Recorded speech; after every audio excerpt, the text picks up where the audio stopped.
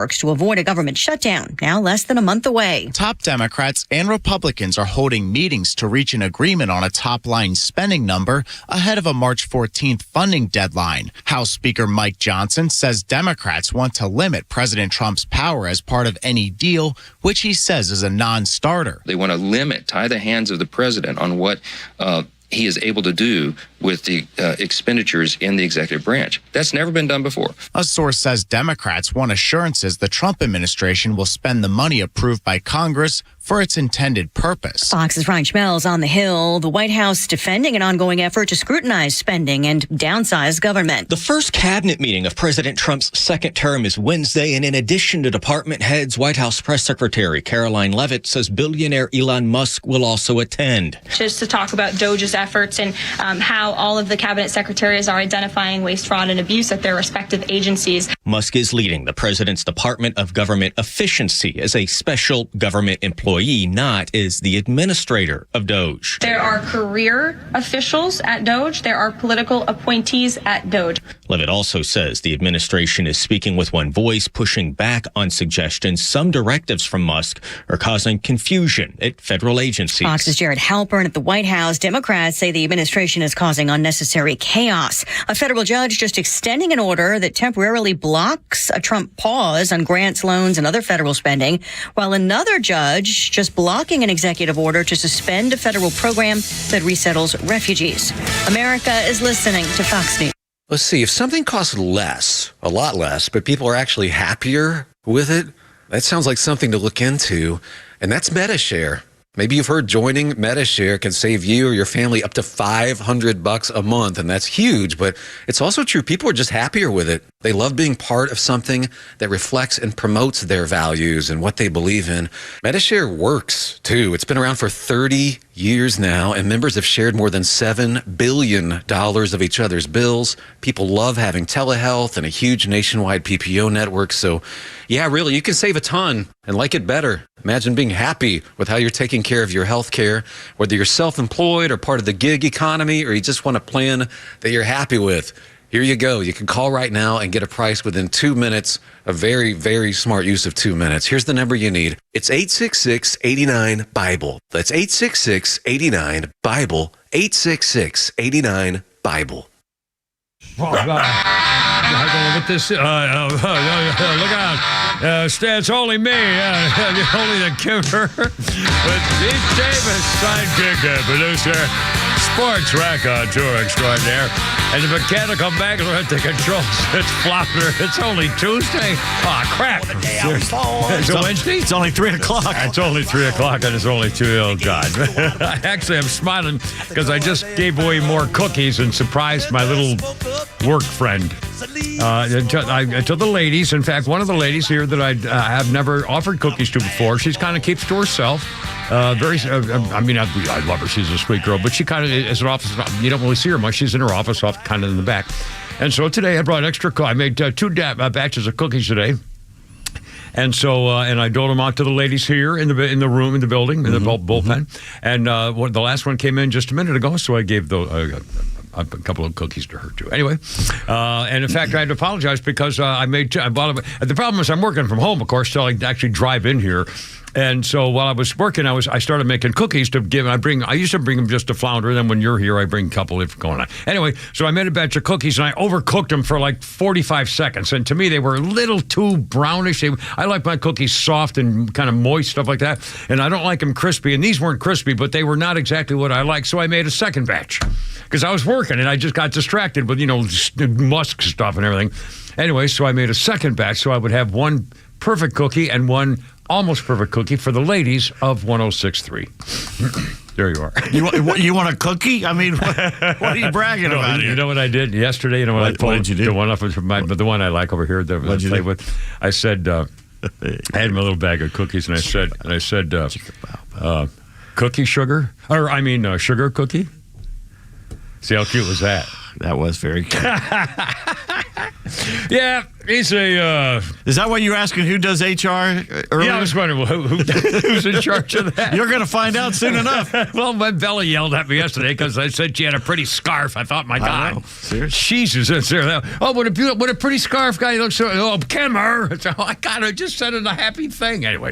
All right, Kimmer, Pete, and Flounder, 305. It's Tuesday. It's a beautiful day. It's sunny. There's nice. crap going on. We got Ukraine something. I don't care about that. Minerals and stuff. Caroline Levitt. We got a bunch of media stuff. A big media day today.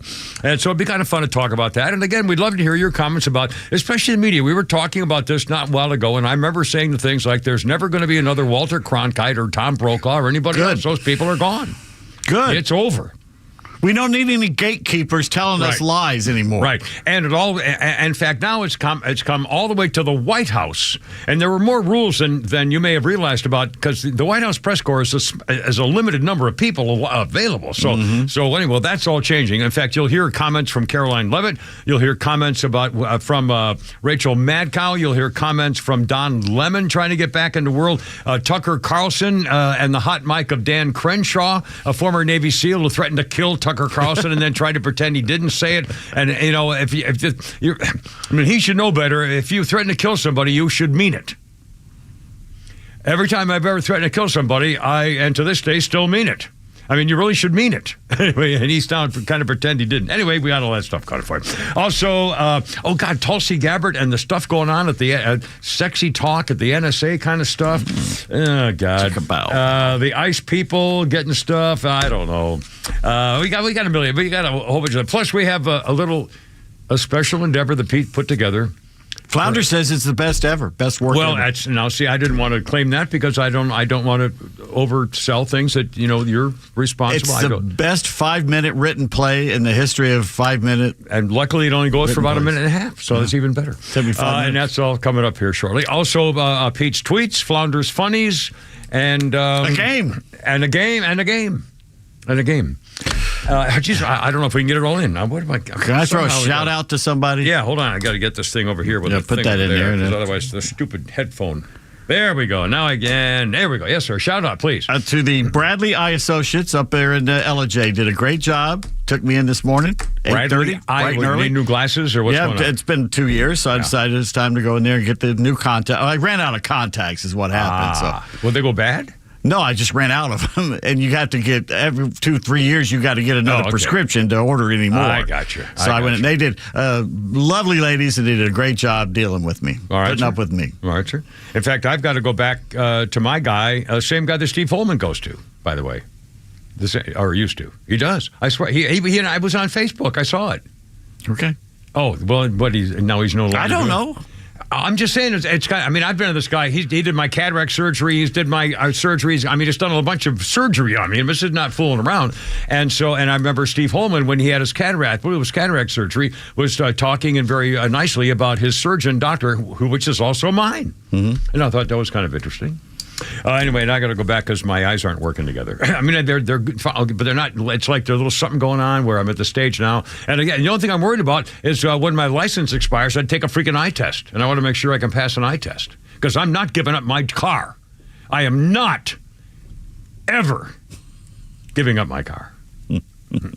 Well, the bank may give it. Yeah, you're not giving it up. They're going to take it. May not. Yeah, actually, the give may not be the proper verb. The state patrolman will take your car. Wrestling may be more of a give me those keys. Participial phrase. Anyway, 309. All right, here we go. 404-741-1230. 741-1230. It's a beautiful day, and it's kind of a funny thing. We got a lot of political stuff, and I guess we should begin with the actual. I'm not even sure I want to begin. I'm just not ready to start talking about the news stuff yet. I'm not used to being up at 6 a.m. and still awake at this point. Well, now, see, why were you up at 6 unusually? Because I had to get ready to go. Yeah. I got you. Yeah. I had to take a shower. Oh, my God. Poor baby. So usually I don't always have to take a shower. No, well, there you are. Well, see. Yes, the benefits of. Anyway, Kimmer, Pete, and Flounder. Okay, we got a whole bunch of stuff, and your calls at 404-741-1230. And and by the way, Flounder, I brought my magic stick in for Flounder to put some new songs on for me. Is that a euphemism? That's a euphemism on my magic music stick that it plugs into my car. And Christine gets all excited when I plug in her new magic stick. She drives me home. No, she doesn't. She's dead. She's dead now. But my car, Christine drives me home and sings to me and calls me baby. And so and Flounder was mocking me because when you have to put the songs on there. He called you a name. He called me I forgot which one it was. It rhymes with rag. He called me a homo, didn't he? I think, yeah. It rhymes with Shlomo or rag. Move along. Well, I challenge you as we go through the day. You can, in fact, you can mention any particular song, and I will explain to you which songs. Why I had that on there. Let's get the list. Let's find out what Mr. Manley over here, Marine, listens to on his drive home. Well, when I'm in my car and I listen to music, I do sing-along songs. Some are my favorite songs, and some are sing-along songs where I sing along like I'm in a chorus. I used to be in the Glee Club, and I was a soloist and everything in the Glee Club. I bet you were. I sing in the car, and I do harmony and everything else. I didn't know RuPaul put out an album. What is this? Look at this face. Oh, my God. I know the years are showing. I saw Look at this life. Neville? No, I didn't see him in concert. Where it's going. But I did see Linda. I did see Linda Ronstadt in concert with my brother Gene, the golf pro. Gene was singing with her? No, silly rabbit. On his 50th birthday outside of Boston. We got there early in the morning and started drinking, and Linda Ronstadt did her solo performance. She had really nothing to say. She was sweet and nice, but she wasn't entertaining really. She just said, here's the band, and we're playing music, which is fine.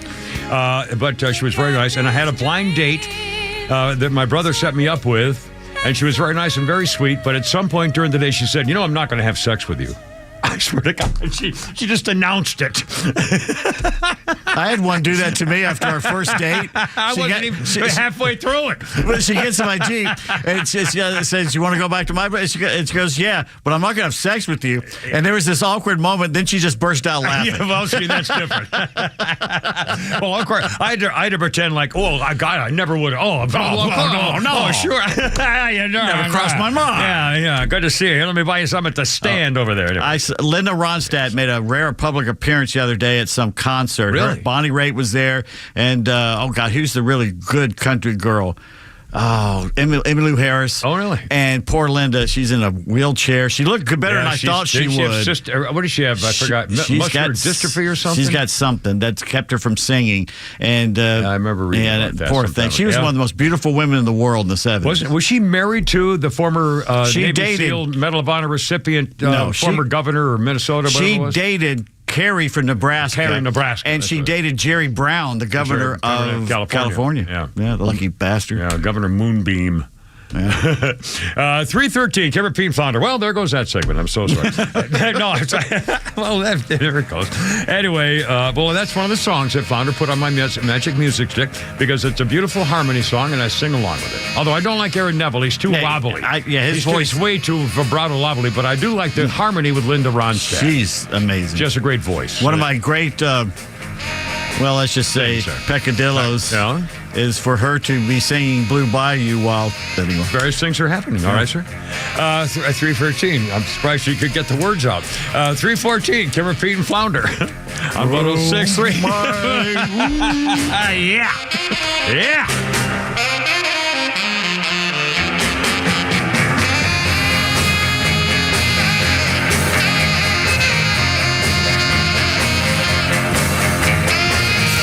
The legend Neil Bortz is only on XTRA 106.3. Hey, it's Tug, and here's what you missed from the Talkmaster. Hamas needs to be destroyed, wiped off the map. And Donald Trump may just be the president that would support that. Israel has every right to seek the utter destruction of Hamas. Catch Neil's commentary every day on XTRA 106.3 or listen anytime on the XTRA 106.3 app. Experience luxury like never before behind the wheel of a brand new Cadillac from Jim Ellis Cadillac. From the iconic Escalade to the innovative electric Lyric, Jim Ellis Cadillac offers the models you know and love, along with the latest in luxury EVs. And the buying experience just as luxurious as the Cadillac name itself. With great prices, a great selection, and a team of knowledgeable sales associates, you'll love shopping at their showroom conveniently located on Peachtree Boulevard, just inside the perimeter. Prefer to shop from home? Visit JimEllisCadillac.com, where you can browse all the latest offers and even start or complete your entire purchase online with the Jim Ellis Expressway. Want to try before you buy? Schedule an at-home test drive and enjoy the convenience of home vehicle delivery. Luxury is waiting. Experience it today at Jim Ellis Cadillac. Jim Ellis Cadillac, where you can always expect the best.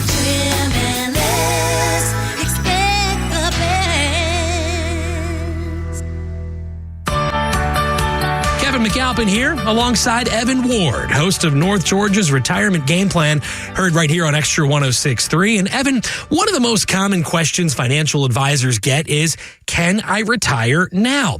Obviously, this can apply to folks who want to retire early or those who are 65 or older just wanting to know if they've done enough saving over the years.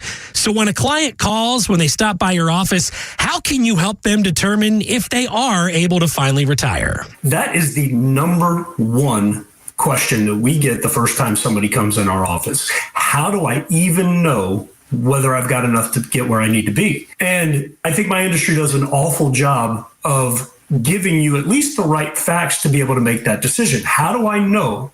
Now, the actual creation of an income plan that can take the stresses and the risks and reduce any kind of concerns that you have in retirement, that can get pretty complex. That's why you have a person like me on your team. But the actual knowing whether you have enough to be able to retire is a pretty simple formula that we'd love to share and be able to show clients, hey, you're in a good spot, or no, you're not in a good spot, but if we do these things, we can get back on track and retire ahead of schedule or on your schedule that you want.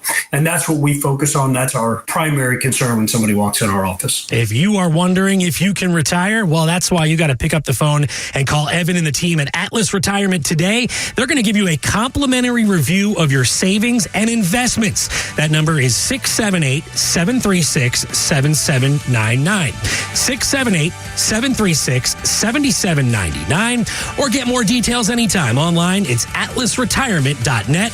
That's atlasretirement.net. Investment advisory products and services made available through Impact Partnership Wealth, LLC, IPW, a registered investment advisor. When you hear the term living better, what do you think about? More money? A bigger house? Maybe a yacht? What about how you feel physically? How you wake up each day? How you sleep? What activities you can and cannot do? When you feel good, life is good. So if pain is affecting your life, see how Relief Factor can help. Relief Factor is a daily supplement that fights pain naturally. Developed by doctors, it doesn't just mask pain temporarily. It helps reduce or even eliminate pain. In fact, the longer you take it, the more effective it is. So give their 3-week quick start a try. It's only $19.95, less than $1 a day. And it just takes a phone call, 1-800-4-RELIEF. That's 1-800-4-RELIEF. Wherever you're hurting, in 3 weeks or even days, Relief Factor can give you a chance to rediscover the true meaning of living better again. Visit ReliefFactor.com or call 1-800-4-RELIEF. That's 1-800-4-RELIEF.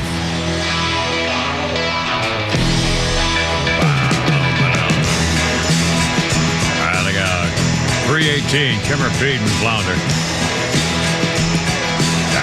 George Harrison's birthday is today.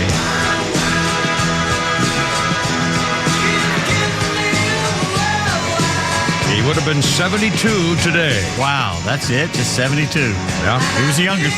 Oh, no, I beg your pardon.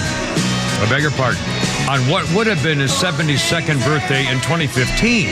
It's his birthday today. It would have been his birthday, yeah. But in 2015, it would have been his 72nd birthday. They planted a tree in George Harrison's memory in Griffith Park, Los Angeles, to replace the one that was killed earlier by a beetle infestation. The new UYEW tree had been chosen to replace the original because it's less susceptible to insects. The U which is all throughout England, was used by their longbowmen to build their bows. That's right. The long bows, man, those suckers were... It pierced armor. Yeah. I mean, they were, 6, 7 feet. They shot them up in the air, too, and had them rain down on the French. Yeah. I mean, every single one of those old movies, that's what they unleashed the arrows, and that's what they would do, come raining down like darts, man, out of the sky. Rashida Jones. I took a picture of her. I looked up Rashida Jones in a little skirt and said had choked the feet. Rashida Jones is 49 today. Wow. What a doll. And I love her. I think she's a great actress. As a comedian and an actor, I mean, I can't say enough about her. She just seems like a terrific woman. Rashida Jones, 49, and obviously in Parks and Recreation, The Office, Angie Tribeca. I'd never seen that show. That was pretty good. Yeah. She's the daughter of music producer of the legend Quincy Jones and Mod Squad TV star Peggy Lipton. Oh, is that mine? Yes, that's a phone call. 410. I don't know if I know anybody at 410, but I'm not going to answer it. They can go right to voicemail. Rashida Jones, 49 years old. And she was also in the use your words. Facebook Zuckerberg movie. Social network. Yes. And she was a lawyer in that one, and she was beautiful. She was sweet, beautiful. I love the girl. Rashida Jones, 49. Okay, on this day in history, I'm kicking myself, I tell you, because this morning I'm putting together my birthday and history list, and among those that I wrote down, and this one's here from Founders List, 189 years ago today, 1836, Samuel Colt invented and patented his revolver. And I have a Colt 45, the gun that won the West, the actual Colt 45, and I have it in my Paladin holster from Have Gun Will Travel, the TV show. What was his name? It was Heck Ramsey. Richard Boone. Richard Boone. He lived in the hotel in San Francisco, and his card said Have Gun Will Travel, and he was a hired gun. My dad's favorite TV show. Yeah, I never missed it. And he had a holster, and it was a black leather holster, and it had the knight from the chess game with a ruby eye. Sterling silver and a ruby eye, and his name was Paladin, and the guy who made that holster for the TV show made me that holster back about 1991 or 2. And here in Atlanta, I was on the radio, and I said, geez, I'd love to have one of those. And I called the thing, and he said, yeah, I'll make one for you.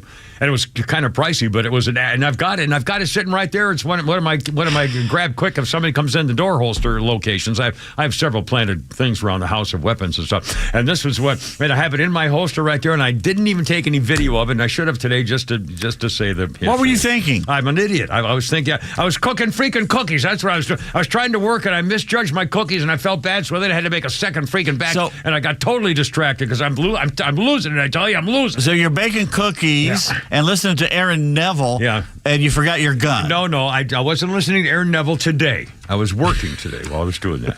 I was listening to the morning show. That's one of the 5 things I did in my last week. Were you activity. tied up? Couldn't reach the remote? Our 3 o'clock hour is brought to you by the First Liberty Building and Loan People. We say yes when the big banks say no, silly rabbit, at FirstLibertyGA.com. Well, there you go. They're sounding great with Quarter Pounder doing the stuff for them. Quarter Pounder's great. The new morning guy. And again, best wishes to Joe the Morning Virgin. He's over doing all the Braves Network stuff, linking 200 stations or whatever and doing his thing. And Amanda's gone to do NIL stuff at universities and looking for companies doing NIL. I mean, that's a whole nother business. I know, just created. My God.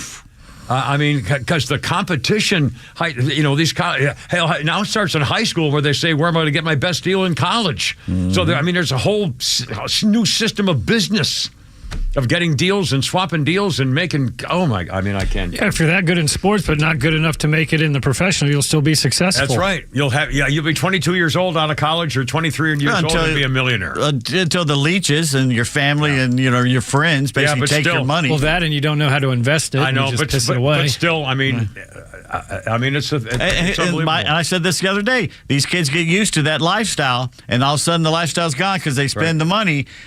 That's when, the bad people swoop in and say, well, all you got to do is, don't hit that free throw or don't do this. Well, and we're seeing it. Well, coming up in sports, I'm going to tell you, they just arrested a guy that was behind maybe the NBA thing going on. Well, here we go. Anyway, Kimmer, Pete, and Flounder, how you doing? 324, here's the number, 404-741-1230. Coming up, Carolyn Levy, hear about her. A quick newsy update thing about the Iranian deal with minerals and so forth. I don't know much about that. We haven't talked about it. Ukraine, what did I say? Iranian. Oh, no, Ukrainian, of course. I'm an idiot. And apparently the Ukrainian people are now ready to sign a deal with America, Donald Trump, to jointly develop mineral resources, including oil and gas, after apparently Trump dropped his demand for a right to the $500 billion in revenue from exploiting the resources. Donald Trump says, hey, wait a minute now. This was a loan to you guys. You owe us for all the money we've been giving you. And Zelensky said, no, it wasn't a loan. That was a grant. He gave us that money. So they fought about it, and Trump caved in. But he did make a deal, and apparently we're going to negotiate the $500 billion in revenue from the sources, minerals in Ukraine.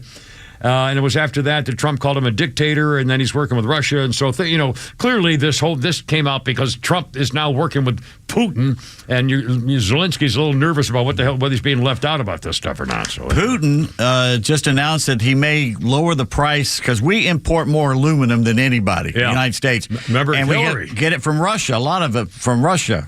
And so, therefore, Putin says he's going to lower the price, which would lower the price of a lot of stuff here. Yeah. But again, and once again, this is another domino from the Donald Trump being elected. Yep. All of a sudden, holy cow. Mineral deal in Ukraine, Russia doing with it's all falling into place piece by piece. And the same way in the opposite, there are like 3 different stories at 3 o'clock on the Fox News at 3 o'clock about 3 different courts are blocking Trump again with 3 new different things again. It's unbelievable. These freaking people. All right, we'll get to all that stuff too. First of all, we're going to play cut number 5 here, Flounder. We're going right in a row. 5, 3, and 2, right? Bing, bang, bomb. Caroline Levitt. I love this woman. I was going to say I love this girl, but I get rep when I say girl, for God's sakes. Anyway, she announces major shakeups in the White House press corps. Pool assignments have always been in the hands of a democratically elected group of journalists, White House Correspondents Association. They keep the White House from gatekeeping access. Donald Trump's White House has kicked out the Associated Press from the pool because of their refusal to change the Gulf of Mexico to Gulf of America, stuff like that. So here's Caroline Levitt saying, okay, we're making a few changes. Flounder, cut number 5, sir, if you will.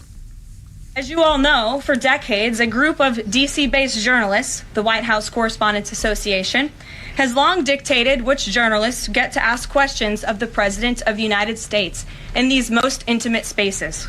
Not anymore. I am proud to announce that we are going to give the power back to the people who read your papers, who watch your television shows, and who listen to your radio stations. Moving forward, the White House press pool will be determined by the White House press team. Legacy outlets who have participated in the press pool for decades will still be allowed to join, fear not, but we will also be offering the privilege to well-deserving outlets who have never been allowed to share in this awesome responsibility. Just like we added a new media seat in this briefing room, legacy media outlets who have been here for years will still participate in the pool, but new voices are going to be welcomed in as well. Traditionally, there's a pool with a reporter for the 3 wire services, the Associated Press, Reuters, and Bloomberg. There's a TV crew and correspondent, a print reporter, a radio reporter, and 5 still photographers, which includes the AP. Normally, there are 13 press seats available on Air Force One. Media outlets pay for the flights when they board the presidential aircraft. Nobody took the seats of the AP reporter and photographer that were kicked off. They sat empty. But now she's announced that they're going to change everything. Good. They're going to do what they're going to do. They ought to. I mean, absolutely. They don't. By the way, they don't owe squat. I mean, obviously, the White House needs to keep in touch with the American people. But it's not like there's something in the Constitution saying you need to get all liberals who hate you. We're the media now, not Associated Propaganda, as Elon calls them. Not CBS. I mean, this is coming out more. In fact, we're going to talk about all the changes, even at cable. But again, think of this: there's never going to be another Walter Cronkite. There will never be Tom Brokaw and Peter Jennings and Huntley Brinkley. It's over forever. No one's ever going to have that kind of power again. It's gone forever. And the podcast, hell, Joe Rogan is now more important to the dissemination of information in political stuff, and he's no more a politician or a political observer than the man on the moon. He's a curious man who asks questions. He's a great example of a guy who's saying, okay, let's see what the hell's going on here. Everybody join in, and we'll see what we can figure out. But I mean, democracy. Oh my God.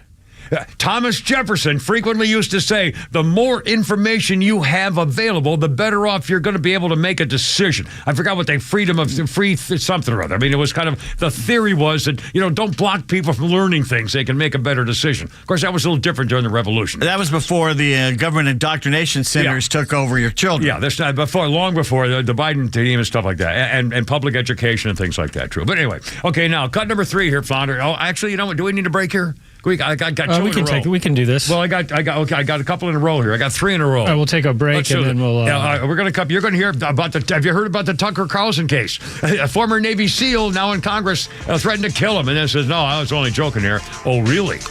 And Tucker says, "Here's where I live." Anyway, we got that. Joy Reid, Maddo, Don Lemon. It's all covered up. Kurt Pete, Flounder, 3:30. Look out.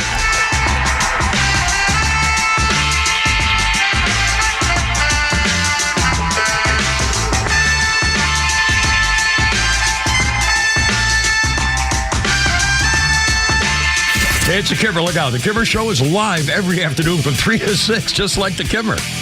Hey, you know what? Yeah. On a lighter note, some people are still romantic, Kimmer, and I have right now, it's a continuing series of love for environmentalists and Valentine's cards you can send to someone who cares about the environment. About the earth and the air and water and the cleanliness of our planet. Well, that's a very basic answer. For example, what do you do? Our love is like a bog. A bog? It's built up over time, resistant to decay, and deeply interesting to just a small number of people. Is it a bog where it has like quicksand and you sink into the marsh? Isn't that what a bog is? My God. yeah, how romantic. See, I was right. The Kimmer Show, every afternoon from 3 to 6 p.m. on XTRA 106.3 and the XTRA app. When you buy a Subaru from Subaru of Gwinnett, you're buying more than a vehicle. You're buying safety for your family, an investment that will hold its value, and something that will last a long time. You're buying trust. For a limited time, celebrate all the 2025 models during the Subaru A Lot to Love event, now through March 31st. Whether you're looking to match your adventurous spirit with the 2025 Subaru Outback or lean on the reliability of the 2025 Subaru Forester, Subaru of Gwinnett has the perfect fit for your family. You'll love exploring in the 2025 Subaru Crosstrek, and the 2025 Subaru Legacy is what happens when we put the best of Subaru into a sedan. Plus, every Subaru model comes equipped with standard symmetrical all-wheel drive. Subaru of Gwinnett has been your hometown dealership for years, and we're proud to be here to help your family find a Subaru to love for years to come. And our award-winning service department is here to ensure you've always got someone to lean on and trust when you need us. Stop in for a test drive on Satellite Boulevard in Duluth and meet our incredible staff, or start your shopping online at SubaruofGwinnett.com. By texting 64,000, you agree to receive recurring automated marketing messages from Real Success. Message and data rates may apply. No purchase required. Terms apply. Available at OurRealSuccess.com. Do you want to learn how to make money flipping houses and acquiring rental properties right here in Atlanta? We're offering a handful of motivated individuals the opportunity to attend our workshop right here in Atlanta for free. That's right. We'll give you 2 free tickets when you text FLIP to 64,000. Atlanta is the perfect market to flip houses and build rental income. Discover the simple steps developed by Joe Arias, one of real estate's greatest rags to riches stories. You'll learn to flip properties and secure rental properties without using your own money and in your spare time. Don't miss this opportunity. Come to a complimentary live 2-hour workshop this week right here in Atlanta and learn how to start making money flipping homes and building long-term wealth with rental properties. To get 2 free tickets, text FLIP to 64,000. Text in the next 10 minutes, and registrants will also receive a free copy of our Funding for Deals guide. Text FLIP to 64,000 for 2 complimentary tickets. Text FLIP to 64,000. Are you tired of dealing with loud, ugly, drafty garage doors? Do you have certain rooms in the house that you can't keep cool in the summer or warm in the winter? Hi, I'm Dan Watkins with All 4 Seasons Garage, Entry Doors, and Windows. Now is a great time to upgrade with brand new, efficient, quiet, and beautiful garage doors. Your garage door is the biggest opening in your home, which is why it's such an important part of your home's curb appeal and energy efficiency. Give us a call today at 770-517-7078. Get started today by visiting us at all4seasonsgarages.com. Advisory services offered through Master Plan Retirement Consultants, Inc., a registered investment advisory in the state of Georgia. Insurance, tax, and commodity services offered through Fricks & Associates, Inc., DBA Master Plan Retirement Consultants. The aforementioned are affiliated companies. Retirement means different things to different people. Some folks want to travel the world. Some folks want to spend more time with grandkids. For me, I'm looking forward to spending more time with my guitar. Whether extravagant and robust or simple and cozy, every retirement needs a plan. You wouldn't take a trip without directions. You have to know where you are before you know where you're going. Master Plan Retirement Consultants have helped many like you plan for their own retirement. Not only does Master Plan help you create the roadmap, they join you on the journey. So whether you want to travel the world, become a pickleball champ, or just looking for a good porch, a sturdy rocking chair, and an acoustic guitar, remember to plan well because the destination is worth it. Visit masterplanretire.com to schedule your complimentary consultation today. Are you seeing your dog slow down or having health issues and wonder, how can I make him feel better? That's where we are with Uno, and it just breaks our hearts. But the solution is actually pretty easy. Add Rough Greens to your dog's food for 90 days, and you'll see changes that will really amaze you. Rough Greens wants to invite you to give your dog the Rough Greens 90-day challenge. In the first 30 days, this is what you're going to see, a shinier coat and increased energy. By day 60, your dog's going to have a stronger immune system, less shedding, and improved joint function, all due to the live nutrients that you've added to their diet. And at 90 days, better digestion, reduced inflammation, improved heart health, and you might even have reduced their cancer risk. Fetch a free Jumpstart trial bag for your dog today. Go to roughgreens.com. Use the promo code BECK. That's RUFFgreens.com, promo code BECK, and you just cover the shipping. You don't have to change your dog's food to improve your dog's health. Just add a scoop of Rough Greens.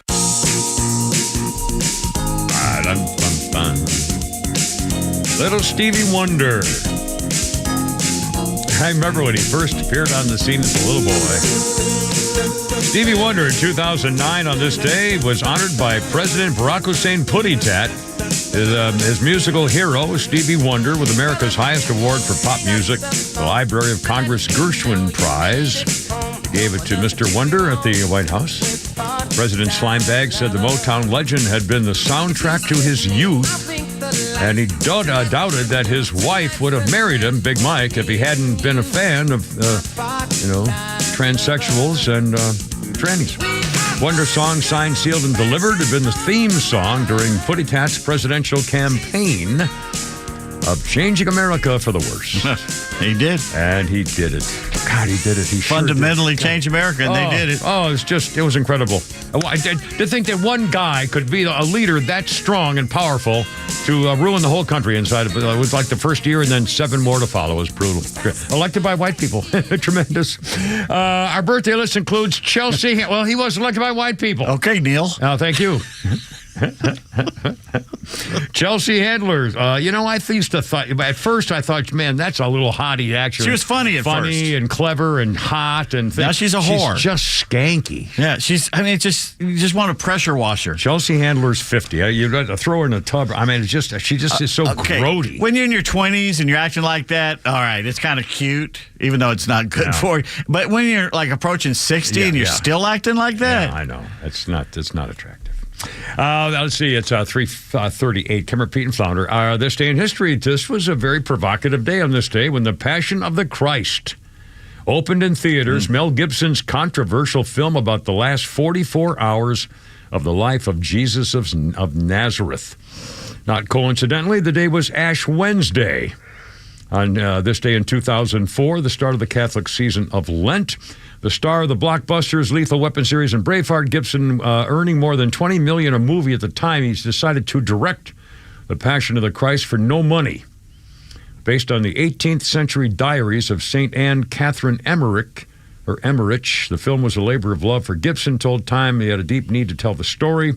The Gospels really went down. He scouted locations in Italy himself and had the script translated from English into Aramaic, thought to be Jesus' first language, and Latin, and he had it translated in Aramaic and Latin by a Jesuit scholar.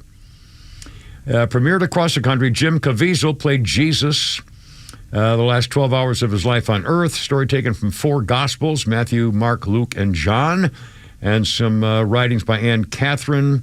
Gibson had the dialogue set in Aramaic and Latin. Rated R for extreme violence, some felt was unnecessary, but it became the highest-grossing R-rated film in America and the highest-grossing non-English language film of all time. It's a great film, but hard to watch. Very, Yeah. It's Passionate Cry. 339, Kevin, Pete, and Flounder. How's it going? 404-741-1230. Okay, here we go. Cut number 3, Flounder. MSNBC, Rachel Maddow. Holy cow. Again, this woman, she just took a pay cut. She was getting like $25 million a year to do a 1 hour a week show. Yeah. 1 hour a week. Over $20 million a year. Now she's making about $20 million.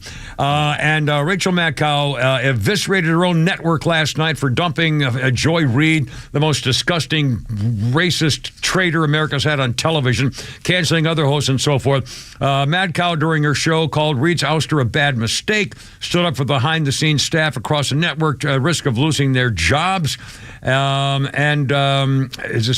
it possible?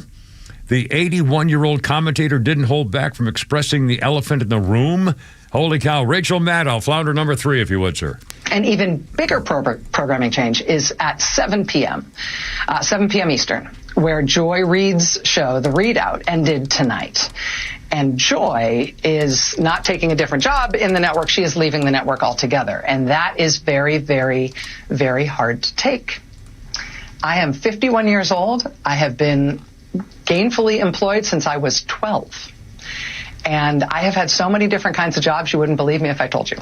But in all of the jobs I have had, in all of the years I have been alive, there is no colleague for whom I have had more affection and more respect than Joy Reid. I love everything about her. Shameful. I have learned so much from her. I have so much more to learn from her. I do not want to lose her as a colleague here at MSNBC. And personally, I think it is a bad mistake to let her walk out the door. It is not my call, and I understand that, but that's what I think. I will tell you, it is also unnerving to see that on a network where we've got two non-white hosts in primetime, both of our non-white hosts in primetime are losing their shows, as is Katie Fang on the weekend. And that feels worse than bad, no matter who replaces them. Yeah. That feels indefensible. Yeah, How about if they were not fired because of their race, you idiot? Nobody lost anything because of their race. They lost everything because they suck. They weren't doing their job. Talk about dodging people. I mean, they weren't doing their job. They lost their audience. You're a laughing stock. You're a freaking disgrace. You're a bunch of hate-filled slime bags. I wouldn't respect you. I wouldn't put you out if you're on fire any way I could think of. I wouldn't throw up on you. I hate what you stand for, you dirty, rotten traitors to America. Everything you did every single day, you did deliberately to hate this country and try to pretend that Joe Biden was a great president? We were going in the right direction with your freaking gender crap and your non-binary crap, whatever the hell that even means? Bringing non-binary as part of the American conversation when no one's even heard that word before.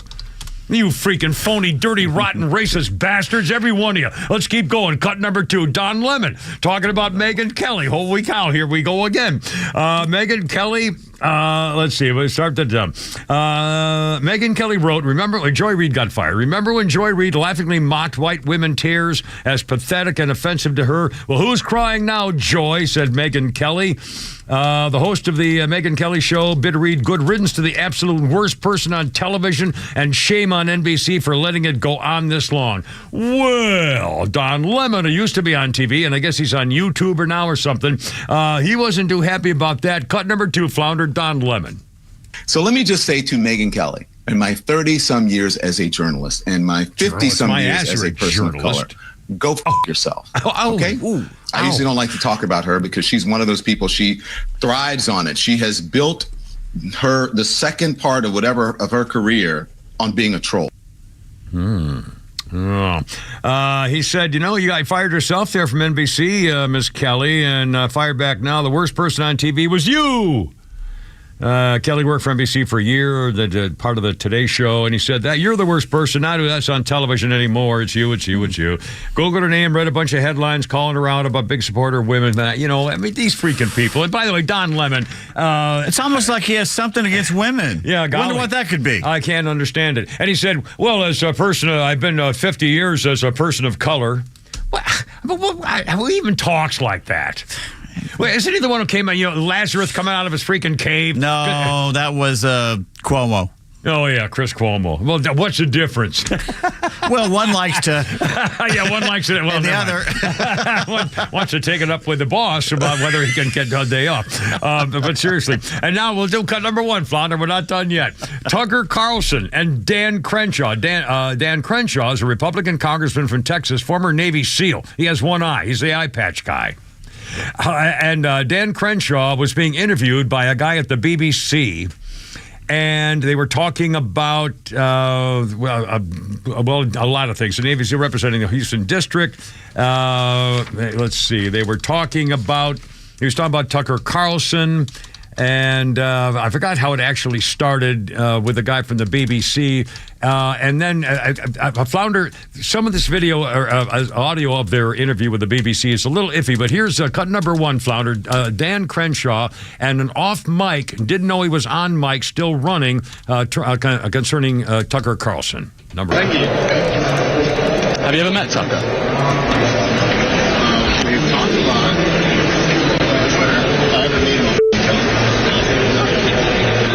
It's kind of hard to say. Have you ever met Tucker? He says, no, but if I ever do meet him, I'm going to blanking kill him.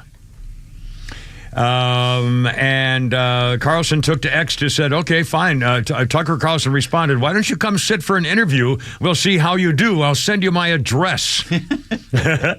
Now, some people are upset about this whole thing. Again, Dan Crenshaw was a Navy SEAL with one eye, a combat veteran. Isn't that what he calls him, though? One-Eye McCain? Well, here we go.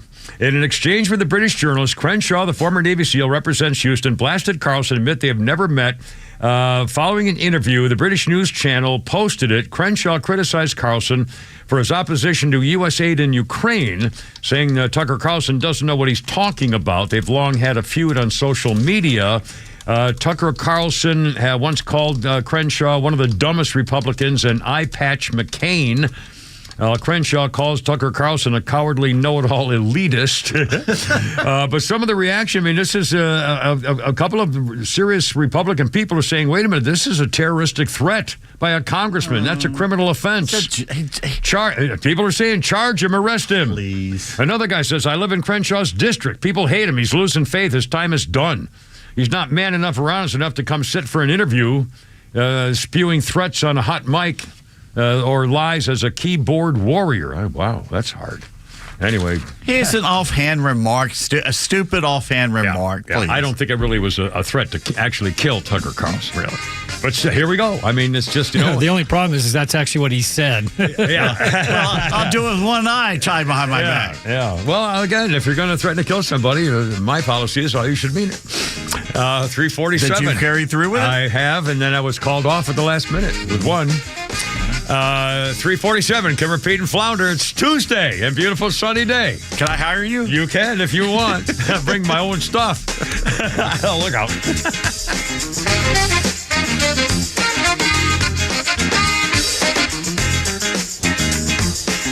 The Kimmer Show is only live on XTRA 106.3 every weekday afternoon on your drive home. By the way, the only music I want to hear when you think about the Air Force is Ride of the Valkyries played on loudspeakers attached to a attack helicopter. Dun, dun, dun, dun, dun, dun, dun, dun, dun, dun. I love the smell of napalm in the morning. By the way, that is a very distinctive odor. The Kimmer Show, every afternoon from 3 to 6 p.m. on XTRA 106.3 and the XTRA app. Convenience is defined as the state of being able to proceed with something with little effort or difficulty. Well, at RBM of Atlanta, we embody this philosophy. Meet our Mercedes-Benz pickup and delivery service. It gives you back time and money. Does your Mercedes-Benz need service? If so, we'll pick up your vehicle that's requiring service from your home or office and bring it back to our dealership for the required service. With over 100 appointments available every weekday, over 50 appointments on Saturdays, and more than 200 courtesy vehicles in our fleet, we're here to serve. We'll work around your schedule. We're here to save you time, energy, and money. RBM of Atlanta is a J.D. Power 2023 Diamond Dealer of Excellence for the customer sales experience and Georgia's only 9-time Mercedes-Benz Best of the Best winner. We're proud to be Atlanta's Mercedes-Benz connection since 1964. Pickup and delivery service restrictions do apply. Ask your service coordinator or service advisor for details. Hi, I'm Chris Lalamia, owner of the Trusted Toolbox. Are home repairs piling up? Are you feeling overwhelmed? Relax. we've got you covered. From drywall dings and leaky faucets to deck repairs and trim replacement, we're your one-stop shop for everything for your home needs. No more juggling multiple contractors. Just call us at the Trusted Toolbox and we'll handle it. Your home deserves the best, and we don't want you breaking your back trying. Call the Trusted Toolbox today at 770-623-3097 or visit us at thetrustedtoolbox.com. The Trusted Toolbox, your one-stop shop for home repairs and more. For nearly 2,000 severely injured veterans, everyday life has become filled with barriers. So we build specially adapted homes at Homes for Our Troops. And thanks to our donors and supporters, this life-changing gift of freedom is provided mortgage-free to these veterans. But we need you to join us, too, in completing this important mission. Please visit hfotusa.org and help build homes and rebuild lives. Stream Clay Travis and Buck Sexton, Glenn Beck, Fox News, and even NASCAR on Sundays, anywhere on the Extra 106.3 app. Download the app now and get 24/7 access to the live stream, the latest news, and everything you need to know about Atlanta's only conservative talk station. Download the Extra 106.3 app for Apple or Android and check out even more great original content at the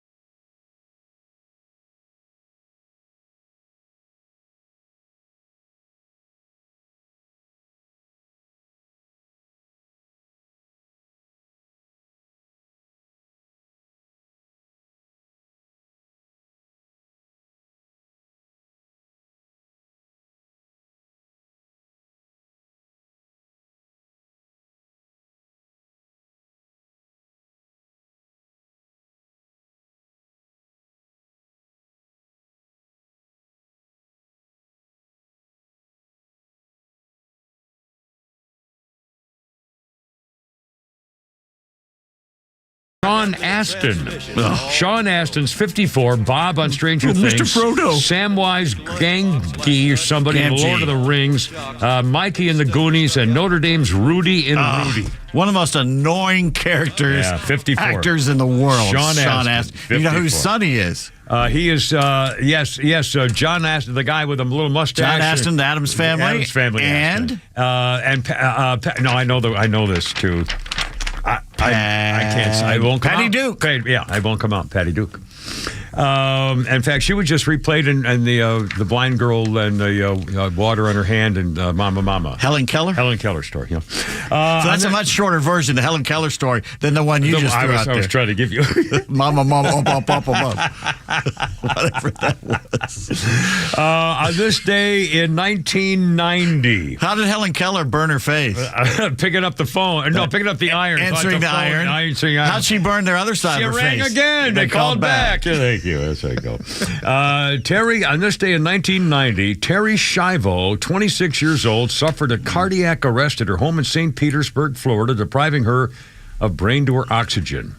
She was in a coma for several weeks and then opened her eyes. Unaware of her surroundings, she retained a deep wake cycle, instinctive movements like blinking. She was kept alive with a feeding tube in her abdomen. In a care facility, neurological testing, the doctor said the rest of her life she's going to be a vegetable. Her husband had her transferred to a nursing home. Her parents started the fight to remove Michael as her illegal guardian because he wanted to take out her feeding tube. No one was admitted in the room as a doctor nurse removed the tube. They had to go to court over it. And it was ushered in a complicated legal challenge. She had no living will. And so they removed the tube, remained in the hospice till the evening Terry passed away. There was a rowdy tailgate party. Demonstrators, ranging elderly women, prayed silently to a raucous group shouting, "Let Terry live." It was a theatrical moment filled with political drama. "My wife was going to die," unquote, the husband. A week after the tube was removed, Jeb Bush, the governor of Florida, signed Terry's law allowing him to order the feeding tube to be reinserted, which was deemed unconstitutional by the Florida Supreme Court. And in 2005, a federal judge declined the Schindler's petition, Terry Schindler's, to have Terry's feeding tube reinserted, leading the Schindler's attorney to file an appeal, which was denied, and Terry Schiavo died. But I remember Glenn Beck was on this case every single day forever. And they said, she's blinking. And people said, yeah, so does a goldfish if you flash a light at it. I mean, this was a horrible thing. Went on and on and on. It split the country. Oh, it was unbelievable. What are you supposed to do? Why would you do that story right before we're doing this nugget of joy? Oh, my God. I must have thought. Speaking of dad jokes. Yeah. Shall we? Yeah. Flounder, if you would, sir. Yes. And now another exciting adventure in live entertainment with Not the Kimmers Rainy Day Bad Text Theater Playhouse, where we bring a ray of joy into the otherwise pathetic lives of you, the little people. Today's episode, how much is that doggy in the window? The scene, a common everyday pet store. A man enters holding a small reptile in his hands. He approaches the store clerk at the counter and says, "Excuse me, I'd like to return this lizard." "What seems to be the problem?" "It keeps telling dad jokes. It won't shut up. Just one dad joke after another." "Let me see that lizard." Well, the customer hands over the lizard to the shopkeeper, who examines the reptile, even turning it over and over to judge its sex. He then hands the reptile back to the customer and says, "Well, there's your problem. That's why it won't stop telling dad jokes." "Why's that?" "That's not a lizard. It's a stand-up chameleon." And scene. Oh, God. No, stop it. No, the tributes, they're YouTube, and they're dancing and yelling and screaming for more. They want more. Oh, it wouldn't be fair. Oh, another extraordinary example of Not the Kimmers Rainy Day Bad Text Theater Playhouse with Pete Davis and Flounder at 106.3, the only news talk radio station in Atlanta that doesn't really suck.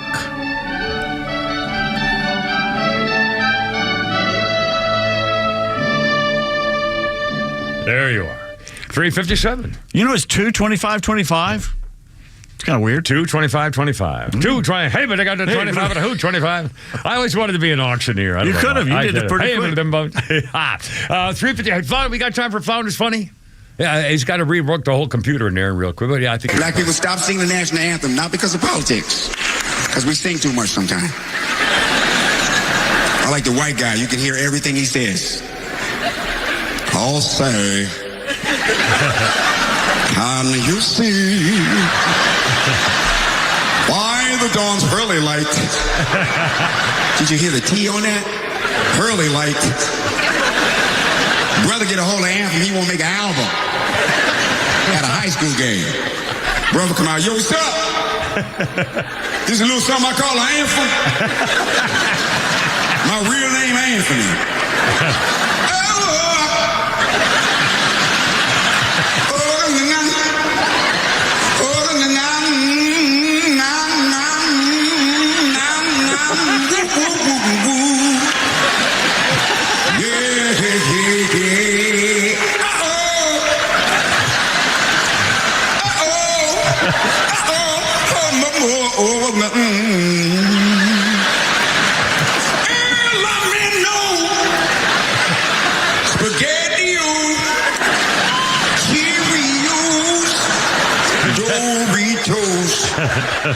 I think he's may have changed a few of the words. I don't know. Who's that there, Flounder? It's Mr. Tommy Davidson. Tommy Davidson. I'll be damned. Anyway, Kimber Pete Flounder, happy Tuesday. 404-741-1230 is the number. Let's see. Oh, did you see the Midway jet video? Holy crap. Have they started blaming Trump yet? We don't know what happened. Midway Airport in Chicago, right near Chicago, and a jet was coming in for a landing. He was like an inch from the runway. A big jet. Yeah, a big giant jetliner. And all of a sudden you see the video from behind, and then he goes zoink, and he goes dead straight up in the air because he was going to run into a private jet on his runway landing. That went right in front of him. It would have exploded on the runway. He missed him by like 20 feet. It was unbelievable. I don't know what they're going to blame Donald Trump. I guarantee it. By the way, I was once in a building so high on the outside looking down, I could see the Midway Airport planes taking off under me. The Hancock Building with the window washers outside the window of the Hancock Building, 100 floors up. Oh, my God. 4 o'clock, Kimber Pete Flounder, look out.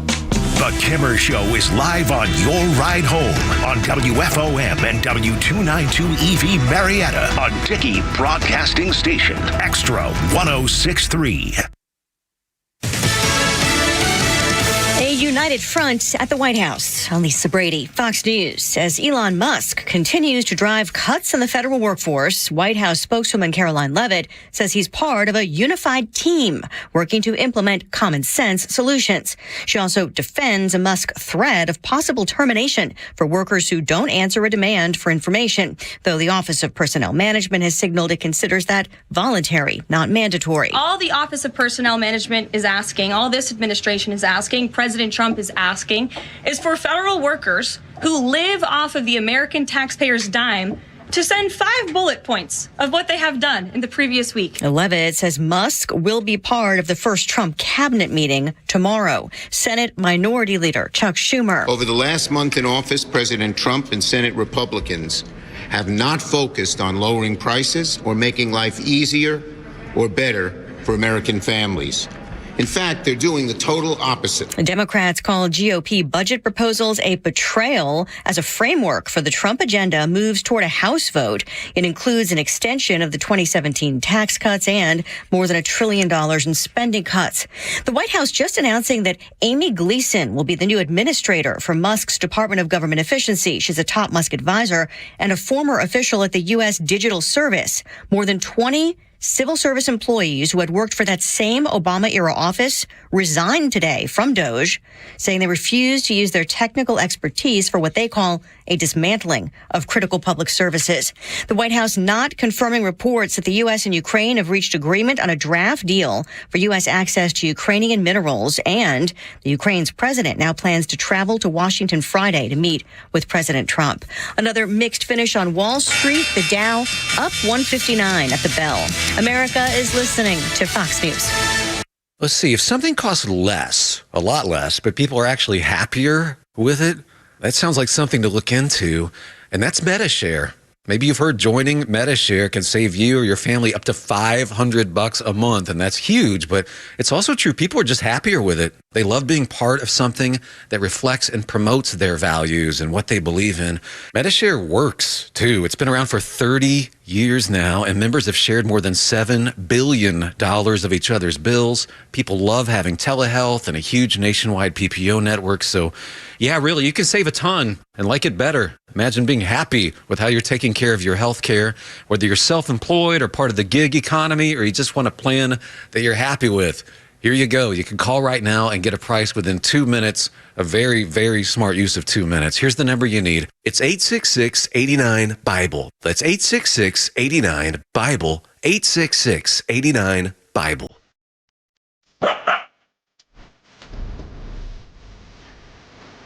Playing a lot of Bob Dylan. I like it.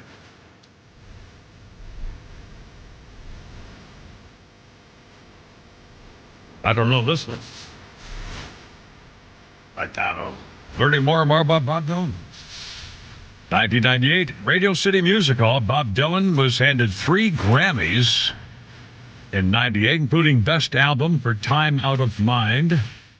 During his performance of the song, Michael Portnoy, hired as a background dancer, ripped his shirt off and jumped in amongst the band, revealing the words "soy bomb" painted on his chest.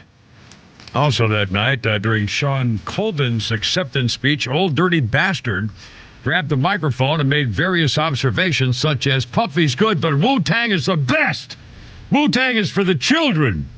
He was then escorted from the stage. It was not part of the program, you see. He just tried to get up there. So anyway, I'm about doing for him. And our birthday list, Kim Repeat and Flounder, how's it going? Birthday list. Tia Leone, Elizabeth McCord, and Madam Secretary, the real ex-wife of David Duchovny. Tia Leone is 59 years old today. And on this day in history, I was going to get one, and I forgot. Oh my God, what have I done here? Hold on. Oh, I know what I got. I got it right here. In fact, Flounder got this specially for me because I asked him specifically. Oh, come on, give me the X thing. All right, here we go. Stand by. Damn, I hate when I do this. I hate when I do that. Oh my God, hold on a minute. I can't read my own things. Here we go. Okay, here we go. Sorry.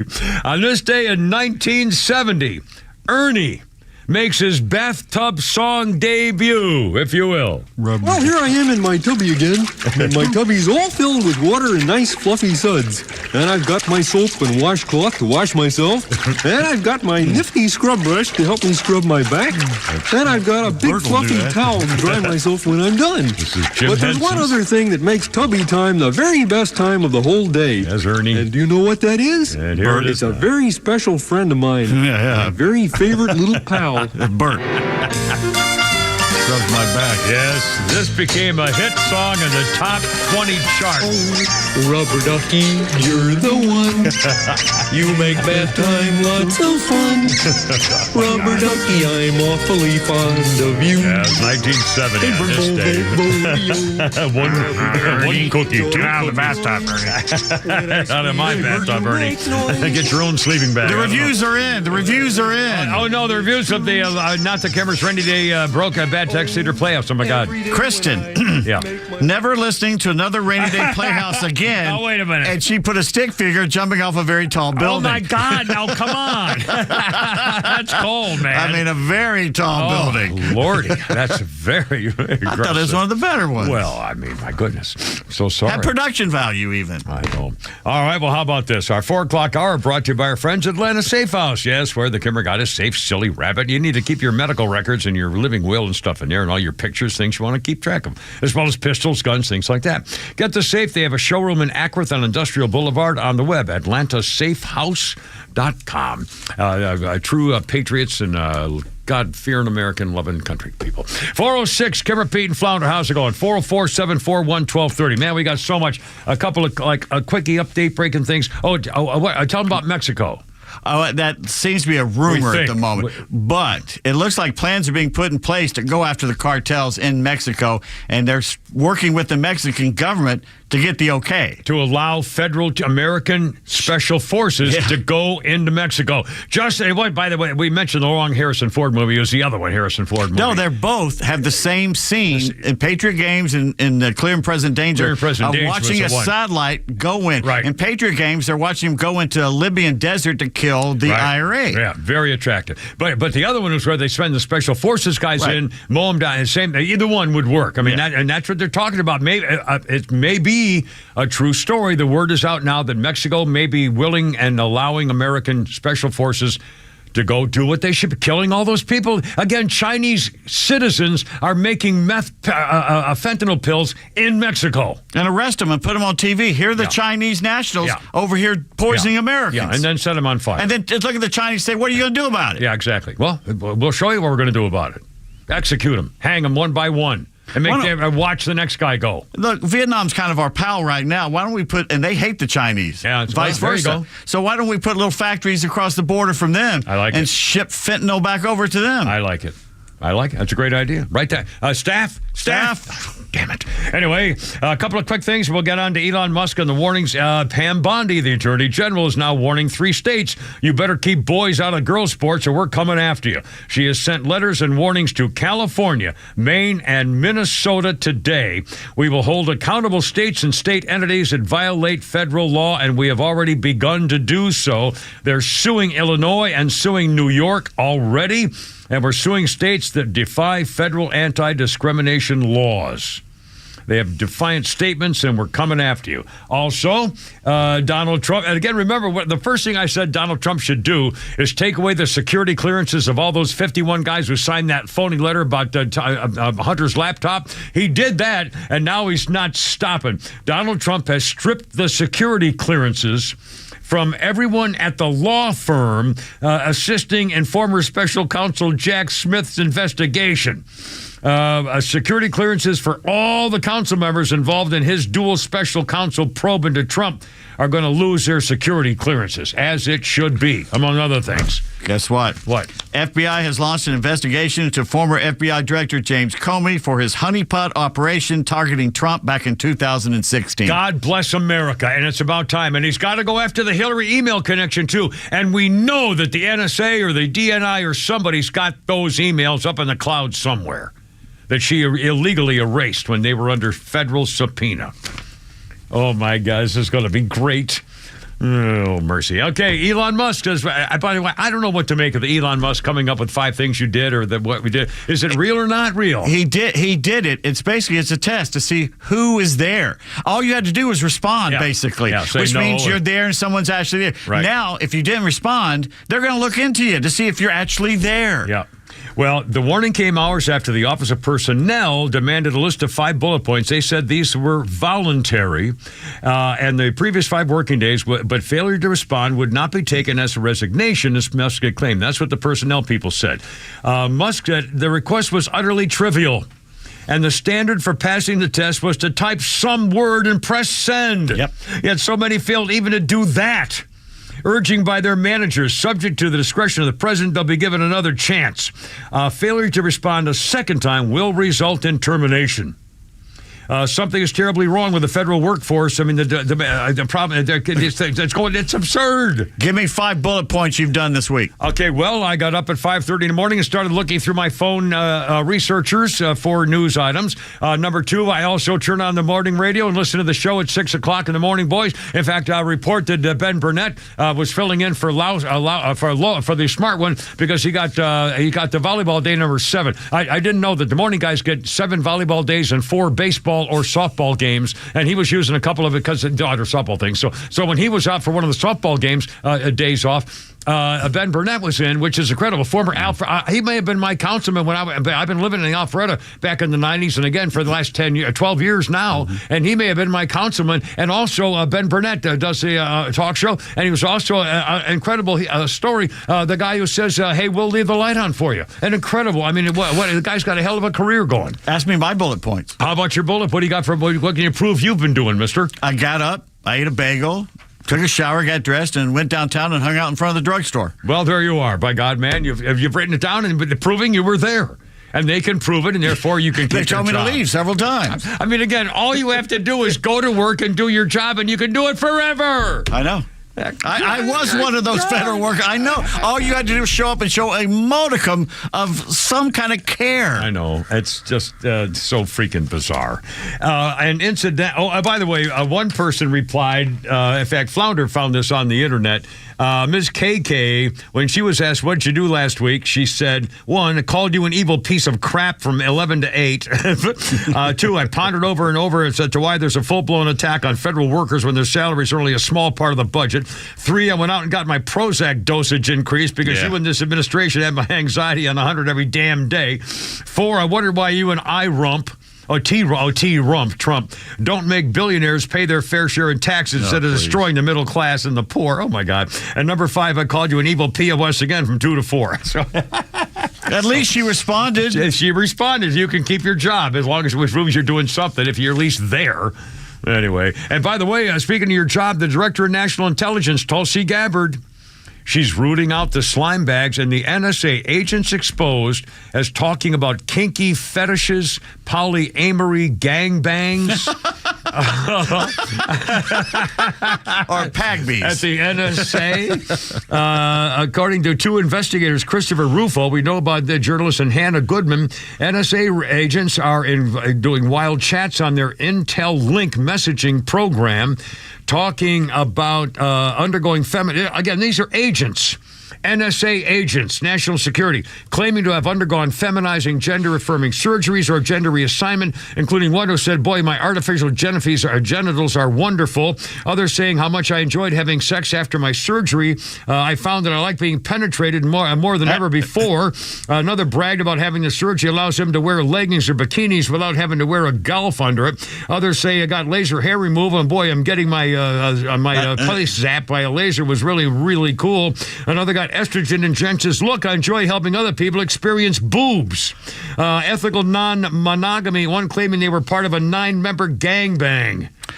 That's the new name of my band. 9-member gangbang. That's the album. Polyamorous gangbang. Polyamorous polycule, they call it. Okay. Have you ever heard of a 9-member polycule? Yeah, I think we Polycule, polycule. I've never heard that word. I mean, my God, what's happening in America? Polycule is not a word we're supposed to know about 9 people having sex together at the National Security Agency? Oh, my God. 414.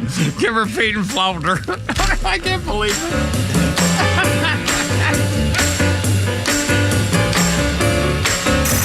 It's time for the Bortz Report, brought to you by Southern Exteriors, the Southeast's premier home exterior solution. Quality and precision you can rely on for over 20 years. Visit southernexteriors.co. Years ago, some guy bought a bank on Roswell Road, complete with the safe. He came up with an idea. I'm going to let people rent a safe deposit box using only numbers. They'll be identified by a number. They come in, they give me the number, they give me the code, they get access to the box. No names. How long do you think that lasted? Not long. Federal government shut them down. In the same vein, I encountered something yesterday that steamed my berries pretty good. For well over 15 years in Naples, we've been using a UPS store to receive our mail. We don't necessarily want the people sending us mail to know where we live. So today, we're notified by the UPS store that according to federal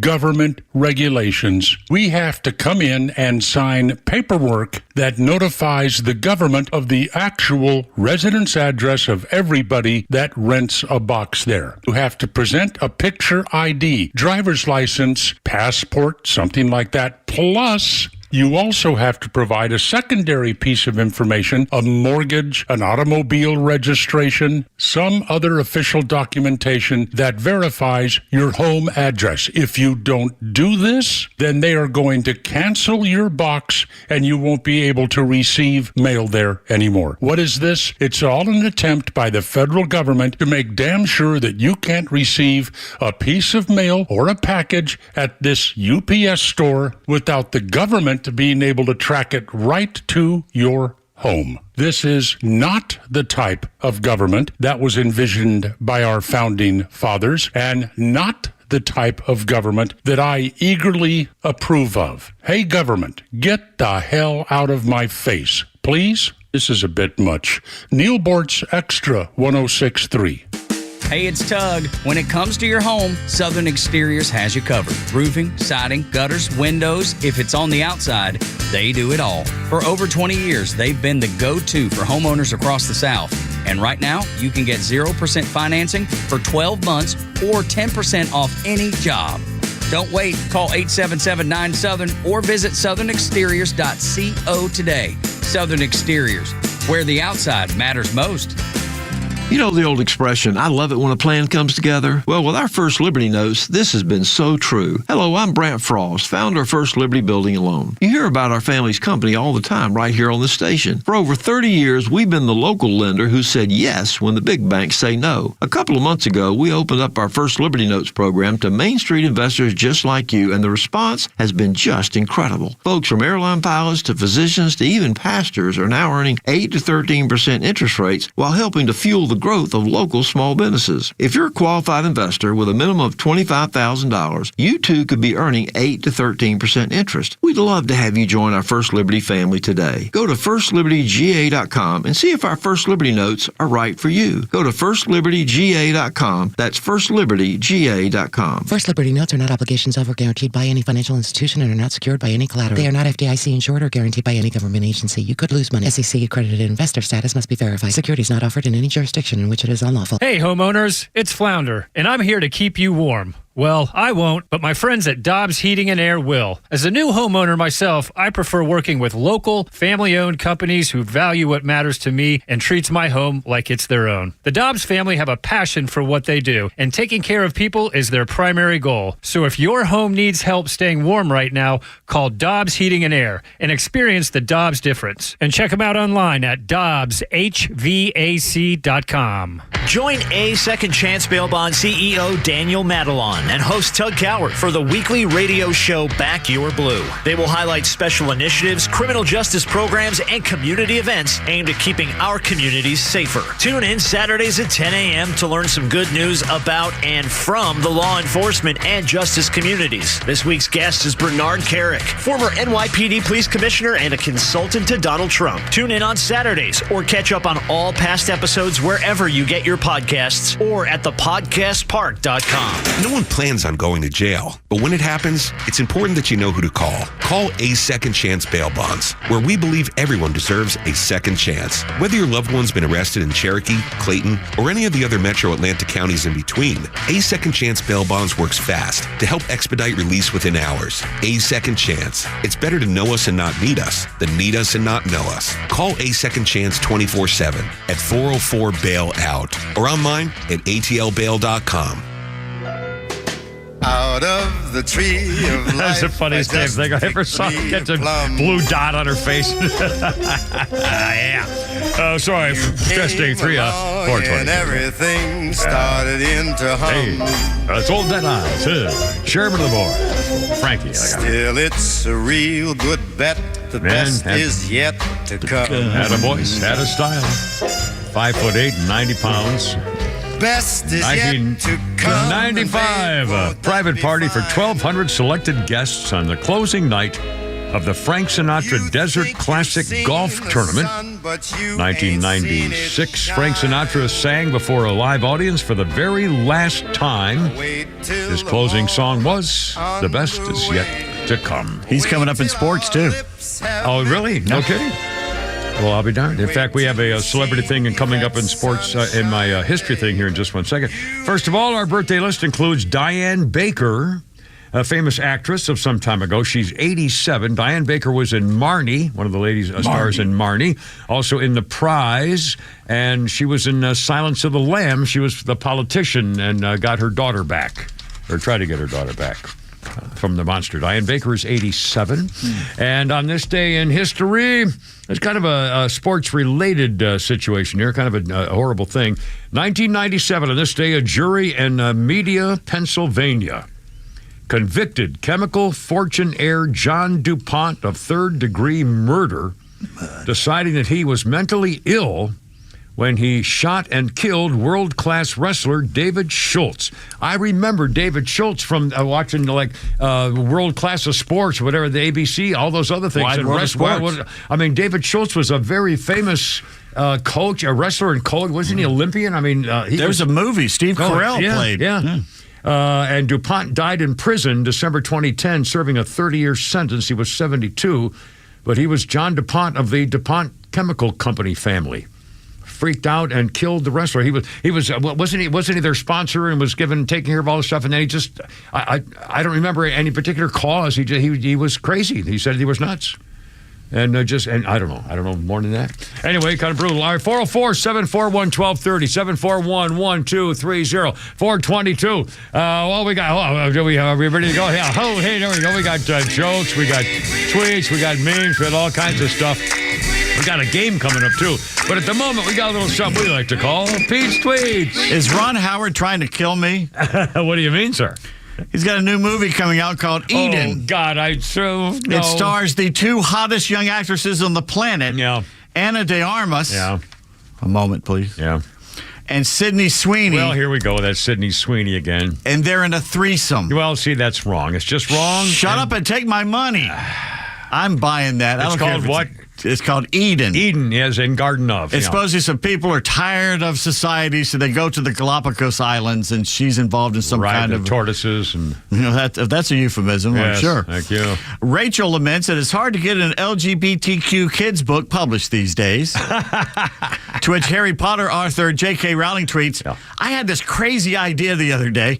Someone should write books that kids actually want to read, as opposed to barely fictionalized manifestos written to appeal to fellow adult activists. Oh, I love that woman. I do, too. All right, funny post. Remember when we used to wait until 9 p.m. to talk to people for unlimited minutes? And 20 years later, we all pay for unlimited minutes and don't call anybody. And don't ever use the phone. That's right. That's true. And the Academy Awards are coming up. Kurt tweets he can't think of a more appropriate time to release the Epstein client list than right before the Oscars. I think you release it as they're walking up the red carpet. All those actors and just stars scrolled it and across the bottom. Producers and directors and oh my. Yeah. The movie mogul people. Oh, I wonder if she's going to release the whole thing. She said it was on her desk. Doesn't mean she's going to release the whole thing. Unredacted. Either she releases the whole thing or don't release any of it, because otherwise it's going to be... They'll say, well, you're letting the Republicans out. You're not letting this one out. Right. Yeah, do it all. Yeah, do it all. And I don't care if they're Republicans. Chips fall where they may. Yeah. They can always deny it and say, well, just because I want to. The problem is there's got to be video and audio recordings. That's the clincher. If they just say somebody took a flight down to his island, that doesn't mean anything. If Errol Flynn recorded people in the 1930s and 40s, you know damn well they were doing it down there. Ghislaine Maxwell already said that the word is out a long time ago that there were recordings in every room. There were cameras in every freaking room. So okay. Oh, my God. Anyway, 425. I don't know what that's going to do. I mean, oh, Lord. Well, hell, Bill Cosby. I think people still watch his show on Nickelodeon or on replays on TV. BET still puts it on every now and then. It's still on all the time. At least it used to be, yeah. Let's see. What's the matter? 425. I have a question about the Cosby Show. Yeah. If they were the Huxtables, why were they called the Cosbys? Well... Their last name was Huxtable, right? The Cosby Show. He was Dr. Huxtable. Huxtable. The Cosby Show? Yeah, it was called the Cosby. Wasn't it called Cosby Show? Yeah, the Cosby Show. Yeah, but they were called because they were the Huxtables. Yeah. Well, it would be like Jackie Gleason, the Jackie Gleason Show, but it was nobody was. What was his name? Honeymooners. Yeah, but what was his name? What was Jackie Gleason's character name in the Honeymooners? The bartender character was, what was his name? Oh, my God. What was Jackie Gleason's name in the Honeymooners? Oh, my God. I used to watch it every Saturday night. Ralph Cramden. Yeah, Ralph Cramden. So that's what it is. It was the Jackie Gleason show or the Honeymooners. Well, no, that's different. Yeah. It was the same name. So Flounder's got a great point. Why was it called the Cosby Show if it was about the Huxtables? Well, they should have called it. Because the Huxtable Show. Yeah. Well, anyway. See now you've stumped the band here. You've totally. That's the show, folks. We don't know what to do now. We're totally said. Well, I never really thought of it that way. You know how popular that show was? I was at a party in San Diego in the '80s. And these are all 20-somethings. Yeah. And there were some drugs going around. Yeah. The party stopped to watch the Cosby Show. Yeah. And I'm like, what the hell? Yeah, I mean, I thought it was a stupid show when it was on. Why are we stopping the party? Yeah, I never watched to watch this stupid show. Stop the party when Cheers is on. Yeah. Not that one either. There's very few shows you can stop a party. Seinfeld, Cheers, Larry Sanders. The final Seinfeld, I was at a party and we stopped to watch the final episode. When the church lady came on Saturday Night Live, everyone, church lady's on. Isn't that special? Yeah. But again, that's rare in modern day society. Since Milton Berle, when Milton Berle was it Texaco Theater or the whatever theater it was, movie theaters would stop playing the movie and they would play the Milton Berle show because people were not going to the theaters when he was on radio. Right. Or TV. They would not, or TV, anything. They would not. So they would do Milton Berle in the movie theaters. So people would still go to the movies. That's unbelievable. Anyway, 427, almost 428, let's call it. Kim, Repeat, and Flounder. And among the newer stories in here, cracking down on what's the matter? That's what someone said about Errol Flynn once. It was like the woman gossip columnist, and I'll think of her name in a second. A little Hedda Hopper. No, it wasn't. It might have been Hedda Hopper. And she said, if you took every woman, every woman that Errol Flynn if you put every woman that Errol Flynn ever laid end to end, I wouldn't be a bit surprised. If you took every woman Errol Flynn ever dated, if you laid every woman Errol Flynn ever dated end to end, I wouldn't be a bit surprised. And he was hounding swordsman. Yeah, that's for sure. Robin Hood. 428, Kimmer, Pete, and Flounder. 404-741-1230. We got a game coming up. More Flounder's funnies and tweets and stuff like that. A Texas border rancher has been murdered near the border by a cartel IED, a roadside bomb. The Texas Department of Agriculture posted the story today, urging safety for the Rio Grande Valley. 74-year-old man worked both sides of the border along with another rancher, killed in the blast just south of Brownsville. His wife was hospitalized with injuries. The deadly explosion with an IED, my God, a roadside bomb the cartels are using now, part of a growing threat posed by the cartel activity in the southern border. The Army veteran injured by an IED during a deployment, shocked to learn of his father's killing back home. The son reacting to this. I consider this a terrorist attack. In fact, again, Pete just mentioned there's an indication, may not be true, that Mexico has finally said, okay, we're going to let your special forces from America come in here and take care of this problem. Well, that's going to be a major undertaking and a major announcement if it's true. And frankly, they shouldn't announce it at all. They should just start doing it. And maybe that's what it is they don't want to say anything, but people have gotten the word that they're going to let us do it. I mean, that's what I would do. I would never make that public. And on the other hand, what was that headline we just saw about the cartels fighting each other now? Apparently, yeah, Sinaloa is infighting now. Freaking good. Yeah. Them destroy each other. Save us some pressure doing it. Oh, my God. And more coming up on Tom Holman stuff and the Boston people and rape. Oh, my God. We got all this stuff. It's all coming up. 4:30. Kimmer, Pete, and Flounder on 106.3. Nice to have you, boy. What do you think?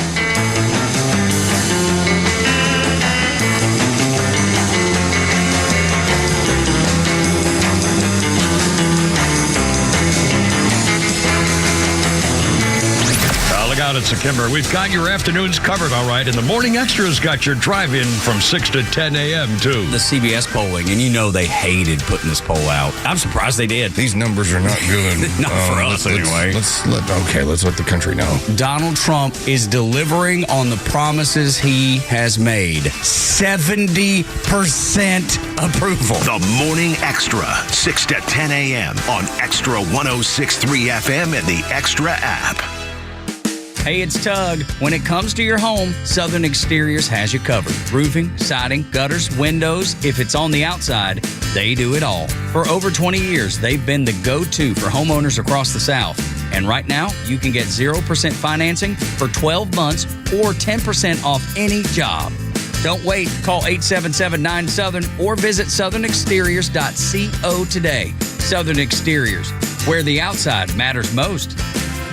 For half a century, glyphosate has affordably and effectively protected Georgia farmers' crops from invasive weeds.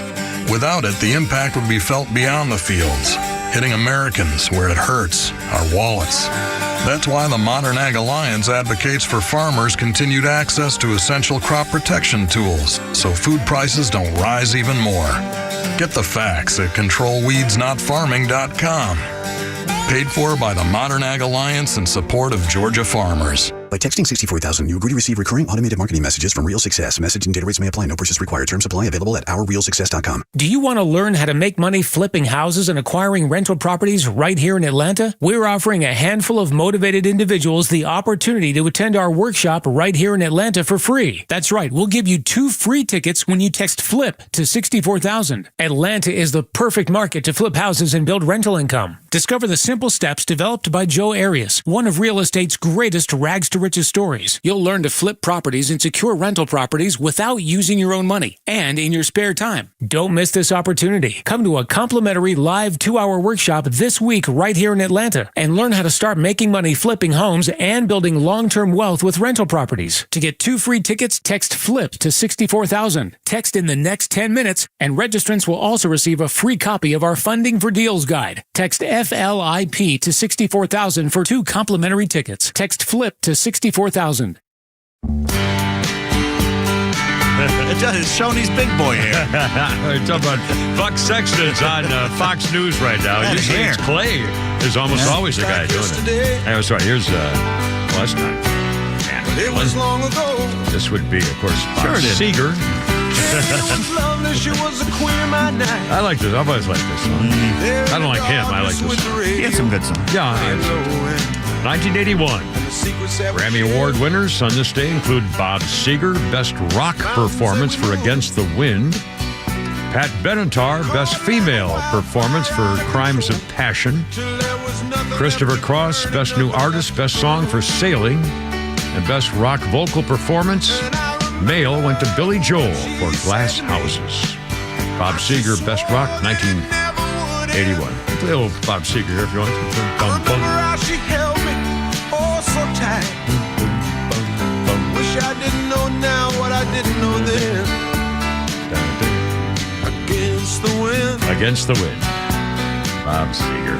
We were running against. Our birthday list includes Bob Schieffer, formerly of CBS for many years. Bob Schieffer is 88 years old today. I interviewed him once. Did you? He was mad. Was it Carville? He's talked about dragging a $5 bill through a trailer park. Oh, yeah. And getting people. Yeah. And Bob Schieffer went on the end of his newscast, went off. Yeah. Said, I grew up in a trailer park, and this is offensive for this, and this reason. And I called up CBS and said, I would love to interview him on my show about this. And he came on and couldn't have been a bigger gentleman. Yeah.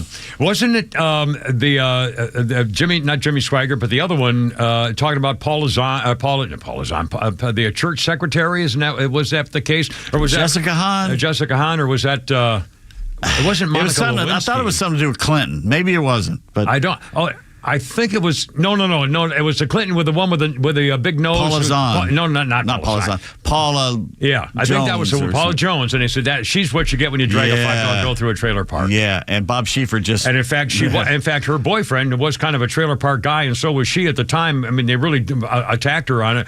And her boyfriend, as I remember the story, the result was that her boyfriend got mad because he didn't want her to settle for the money because he wanted part of the money. And they broke up, or maybe it was her husband. I might have even been married, but whatever it was, they broke up because he wanted her to get more money, so he'd get more money. Mm-hmm. Anyway, sorry, I think I don't even want to do this thing on the thing. Okay, 404-741-1230. Hold it down in there. 404-741-1230. Wait your turn. And now a couple of actually a Boston councilwoman. Remember this chick? By the way, this is kind of a false headline. Boston councilwoman backs off after ridiculing Tom Homan's employment history in a fiery post. You'll recall the other day, it might have been yesterday, Donald Trump's border policy in Boston came into experience. Homan's time in the small-town department was back in the 80s. And this woman, a councilwoman named Sharon Durkin, said because Tom Homan used to be a small-town cop. And she says it's laughable that someone who spent their career policing a town smaller than a Fenway Park crowd thinks they can lecture Boston on public safety. Our commissioner serves with distinction, with trust and integrity. Tom Homan, we don't scare easily. Well, Tom Homan said, I'm coming to Boston and I'm bringing hell with me. I looked at the numbers. He counted 9 child rapists in jail in Massachusetts. Rather than honoring an ICE detainer, you release them back onto the street. Remember he said that? Well, now this councilwoman in Boston supposedly is backing off. Here's all she said. She accused him of policing a town smaller than Fenway Park. She said, yes, I understand that Tom Homan spent his career as a federal agent within Border Patrol and ICE, but that's a world away from the realities of policing a major city. His background is in immigration enforcement, not community policing, where trust and accountability are key. Oh, just kiss my foot. It's like, screw you. And the plan by the Democrats is to overrun all the services in this country, cause anarchy and chaos, and then come up with a solution. And in fact, here we go, one more. Brazilian illegal alien charged with rape caught where? Falmouth, Massachusetts. That's Boston. 21-year-old Robert Vasconcelos Fonsatos. I might have added a couple of things. Raped a Massachusetts resident. They caught him on the Border Patrol last year. He came in illegally. They gave him a notice to appear. They let him go. A few months later, he rapes a woman, got arrested again in Falmouth, and this time they kept him.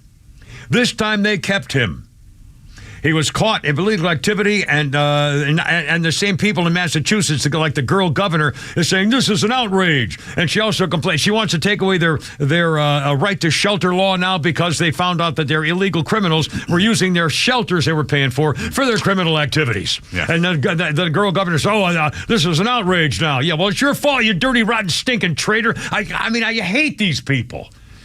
God, it's unbelievable. And they just changed the wording. Here, how about this? The CEO of Delta Airlines. And again, I love Delta Airlines as an airline. I only fly Delta. I'm flying my daughter.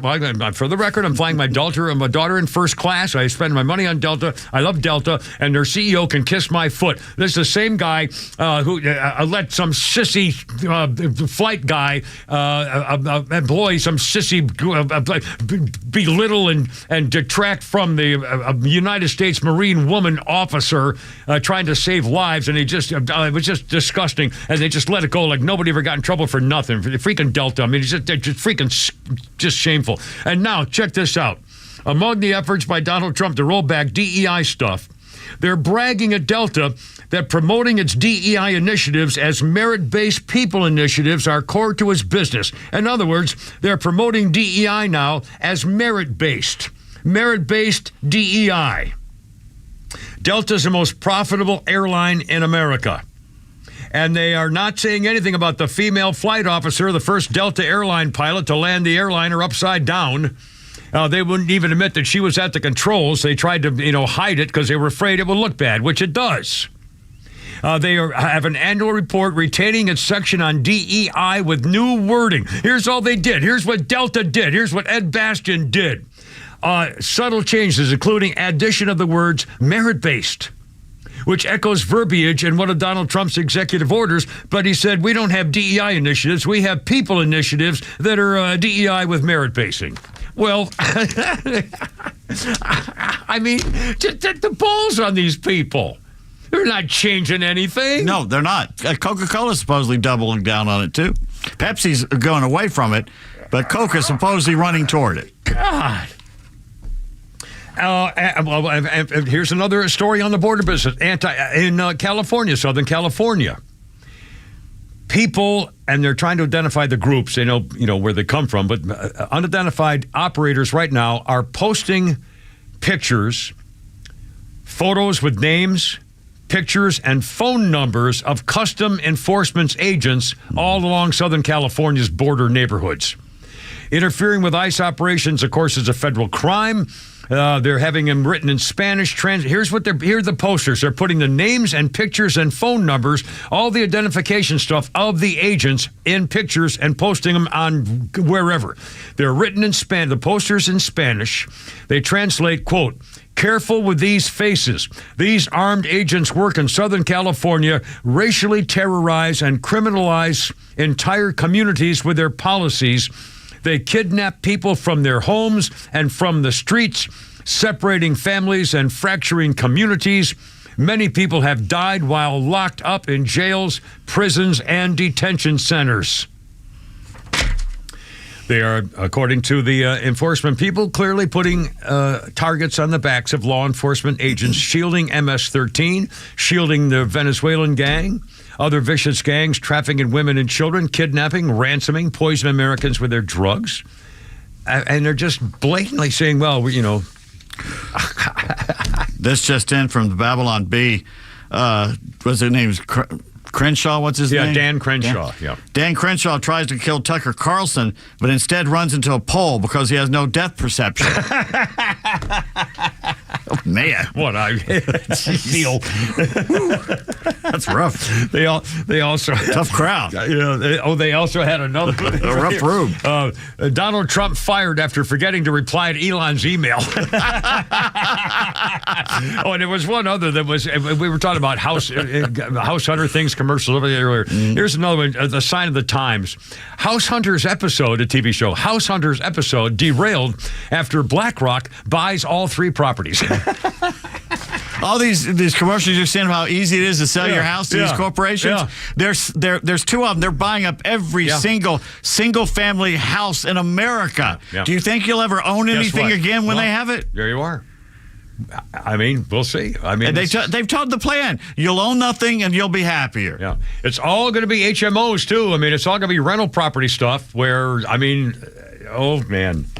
Rental property people can get away with a lot more than a guy who owns the... I don't know. I mean, here we go. 443. Can repeat and flounder. 404-741-1230 is the number if you want to join us here. Another federal judge blocking Donald Trump's immigration crackdown in specific cases after there were complaints and lawsuits filed by the Quakers. A Maryland court judge has issued a narrow injunction which only applies to 6 Quaker meeting houses, a Sikh temple in Sacramento, and houses of worship of a Baptist fellowship group of 1,400 churches and 750,000 Baptists. They were the ones who said, we don't want federal agents coming into our religious buildings and arresting people who may be here illegally. And the judge issued a narrow temporary injunction to not allow federal agents into those places. The administration policy, they say, violated their First Amendment rights and laws restricting government activities that encroach on religious activities. For decades, governments recognized everyone, no matter their immigration status, should be able to attend houses of worship without fear of a warrantless government raid. Well, if you're a criminal and you're hiding in a church, sanctuary in a church, I guess, is still... Sanctuary. I guess it's still... Yeah, it's still there, but sooner or later you got to come out. Yeah. Or you start stinking up the joint. Well, so anyway. 445. Can repeat and flounder. How's it going? So we have a game. We'll do a game coming up. Want to do a game? The thing with thing. Also, more live entertainment in case you missed it. And Flounder's Funnies and more tweets. Well, not really live. Well, it's not live anymore.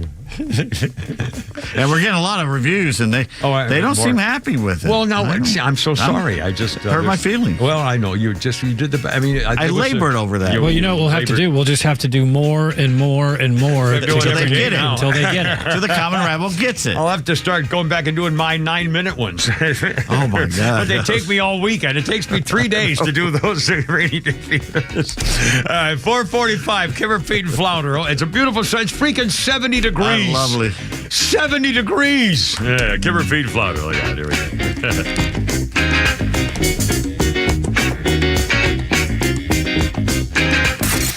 The legend Neil Bortz is only on Extra 106.3. Hey, it's the camera. How's it going? Here's what you missed from the Talkmaster. Guess who among Democrats is polling number 1 to be their next candidate for President of the United States? Kamala Harris. Boy, the Democrats and the Democrat voters have really learned their lesson this time, haven't they? Catch Neil's commentary every day on Extra 106.3 or listen anytime on the Extra 106.3 app.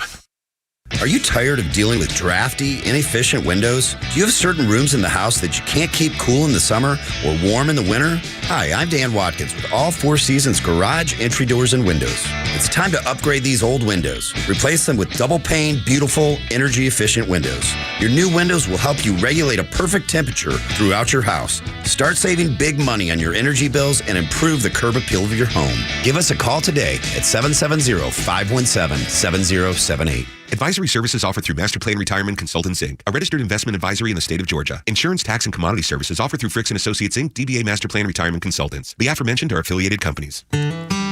Retirement means different things to different people. Some folks want to travel the world. Some folks want to spend more time with grandkids. For me, I'm looking forward to spending more time with my guitar. Whether extravagant and robust or simple and cozy, every retirement needs a plan. You wouldn't take a trip without directions. You have to know where you are before you know where you're going.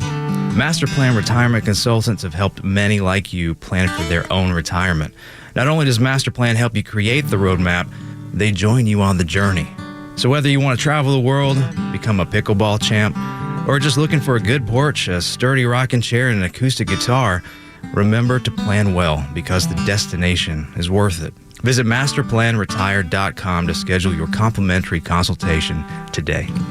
I'm Gianna Gelosi with your Fox True Crime Minute. A judge in the University of Idaho murder case delivering a blow to the quadruple murder suspect, Brian Kohberger, ruling the jury will see DNA evidence. At the heart of this ruling, the genetic material found on a knife sheath at the home where University of Idaho students Kaylee Gonsalves, Madison Mogan, Xana Kernodle, and Ethan Chapin were stabbed to death back in November of 2022. Investigators used family tree databanks and trash collected from Kohberger's family home to match him as a suspect. The defense argued that Kohberger's constitutional protection against unreasonable search and seizure was violated because his DNA was collected without a warrant. But the state disagreed, and the judge ruled that there is no reasonable expectation of privacy when it comes to evidence collected at a crime scene. The defense team also brought up 2 unidentified male blood samples that were recovered by investigators after the stabbing deaths. His trial is set to begin August 11th. If found guilty, he could face the death penalty. There's more on this story at foxnews.com or subscribe to the Fox True Crime Podcast. I'm Gianna Gelosi with your Fox True Crime Minute.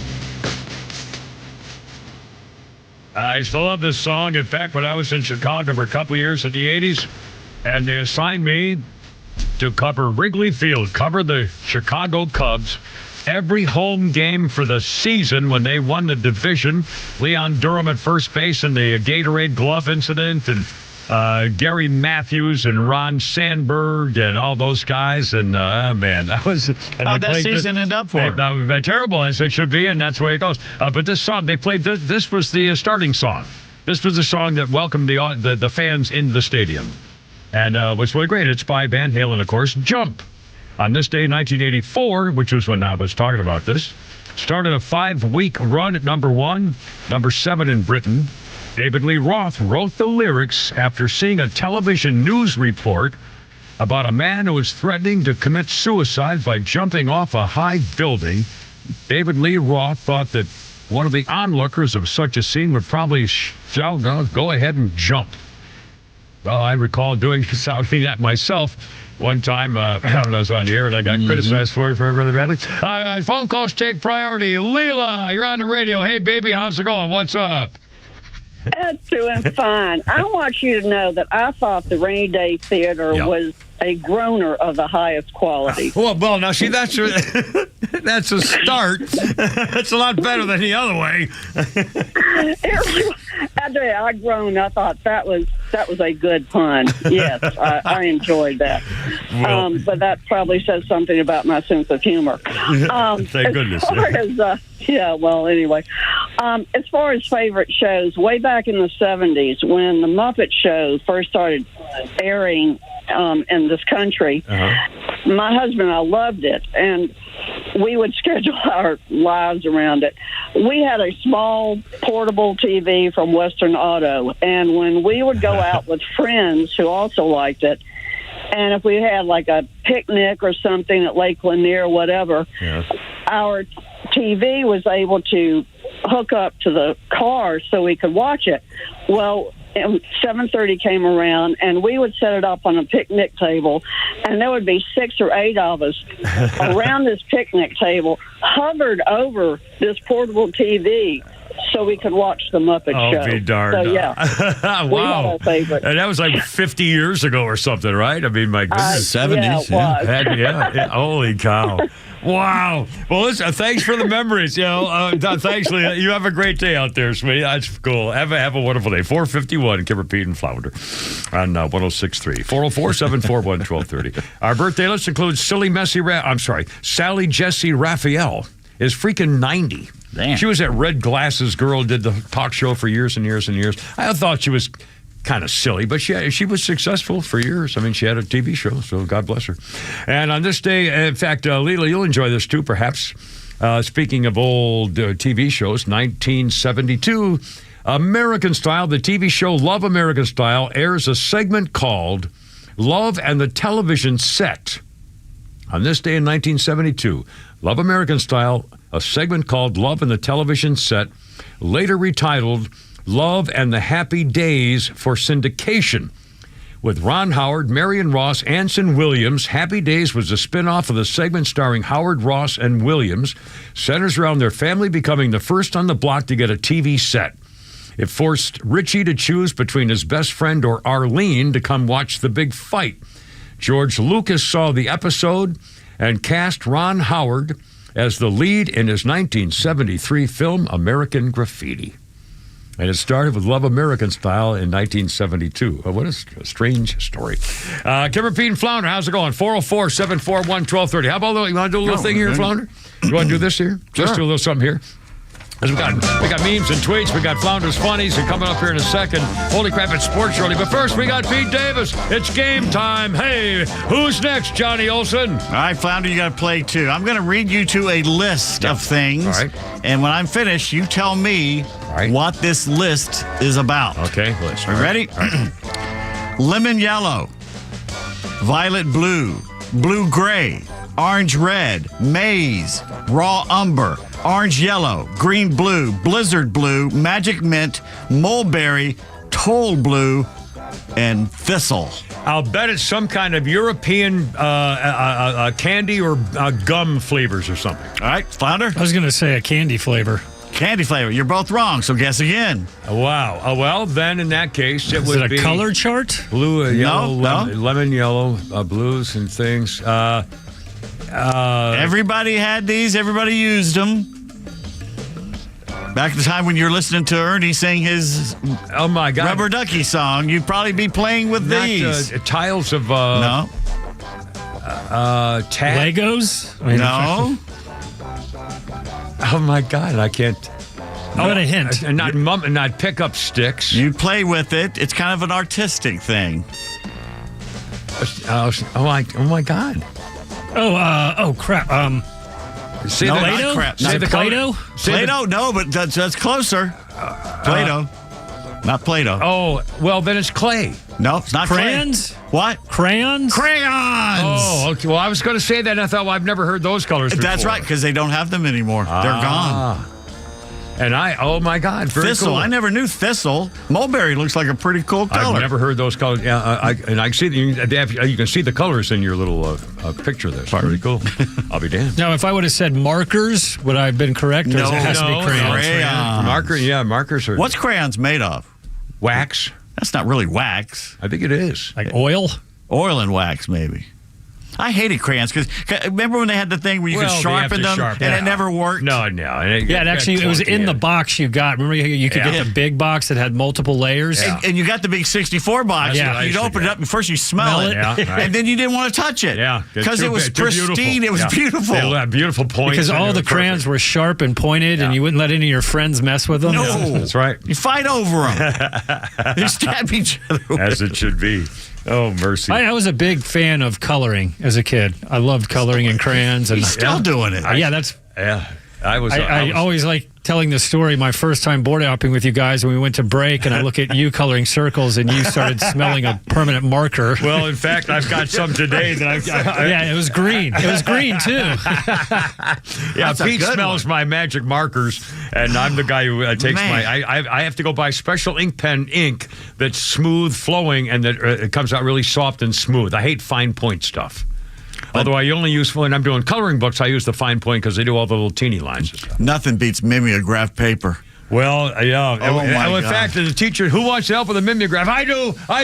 And she'd walk down and she'd give you the little paper, and everybody did the same thing. Yeah, sniff it. You know what else I was thinking of? How many times will you never see this in a classroom again? When if you were really good, the teacher would let you use the paper cutter. The big steel machine with a big line, the big guillotine. 17-pound guillotine arm comes slamming down on it. Zoink, cutting the paper. I think if you've been good, we were always cutting the paper. What do you think the chances are in today's America they would have paper cutters in schools? The big treat was you got to leave class and go outside the school and clap the erasers and clean them. That too. Because you thought, I could run away. Yeah. I could drop these erasers and run off into the woods. Well, being able as special, you felt so special being able to leave the class and then come back in as though I'm Mr. Big Shot. With clean erasers. Like, the safety patrol council people and stuff. like that. hated Safety Patrol. They wouldn't have me. Well, they had me, mister. I was a student council rep and all kinds. I anyway. bet you were. 457, Kipper Pete. How'd you fit that in with your first-year trombone work? Hey, ho! Our friend Hannah, whenever she drinks, she becomes more Christian. John, listen. Judge not, John. What? Hannah, it's fine. John, ye without stones cast the first sin.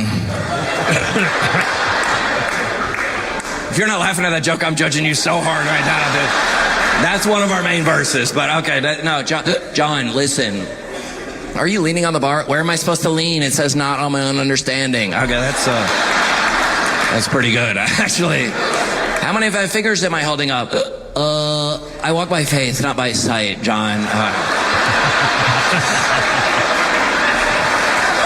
They always hit you with this. You ever heard this? John, Jesus drank. Okay, what do you have to say about that? Jesus drank. I was like, yeah, but he didn't throw up on a mechanical bull. So. Oh, Down Trump Live? Well, we got news coming up. Yeah, but I'll tell you, we got 30 seconds. Actually, best I've ever seen. So I just want to thank Tim Cook and Apple for the confidence. $500 billion. $500 billion. The biggest investment anyone has made in a short period of time. Mr. President, have you spoken today with the House Republican holdouts who said they would not be supporting the budget resolution? Well, I'm not involved in that. They know what I want, and the Senate knows what I want too. And the Senate's got a bill that's very strong, having to do with the taxes, because the taxes is what's bringing all these companies in. So, and without it, by the way, you'd have to double your own taxes. Everybody would be doubled up, and you'd have the biggest tax increase ever. So the House has a bill, and the Senate has a bill, and I'm looking at them both. There's a president in the White House a few minutes ago. I don't know where they are. Taking questions. He opens up the office. I love this. The tie. I hope he's still doing it a little while later, and we'll take him live again. I mean, holy cow. What a great idea. Fluorescent pink tie. Yeah, but still, I mean, here he is, man. Right, just sitting right in front of you. 5 o'clock. Holy crap. It's sports, all the latest news and Trump and things. And here we go. I love that tie. Yeah, there you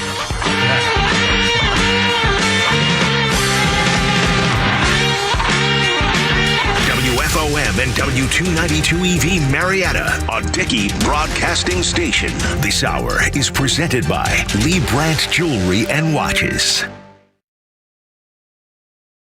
The U.S. and Ukraine appear to have a deal. Lisa Brady, Fox News. President Trump just telling reporters a deal on access to Ukraine's rare earth minerals has pretty much been negotiated, and that President Zelensky wants to come to Washington on Friday.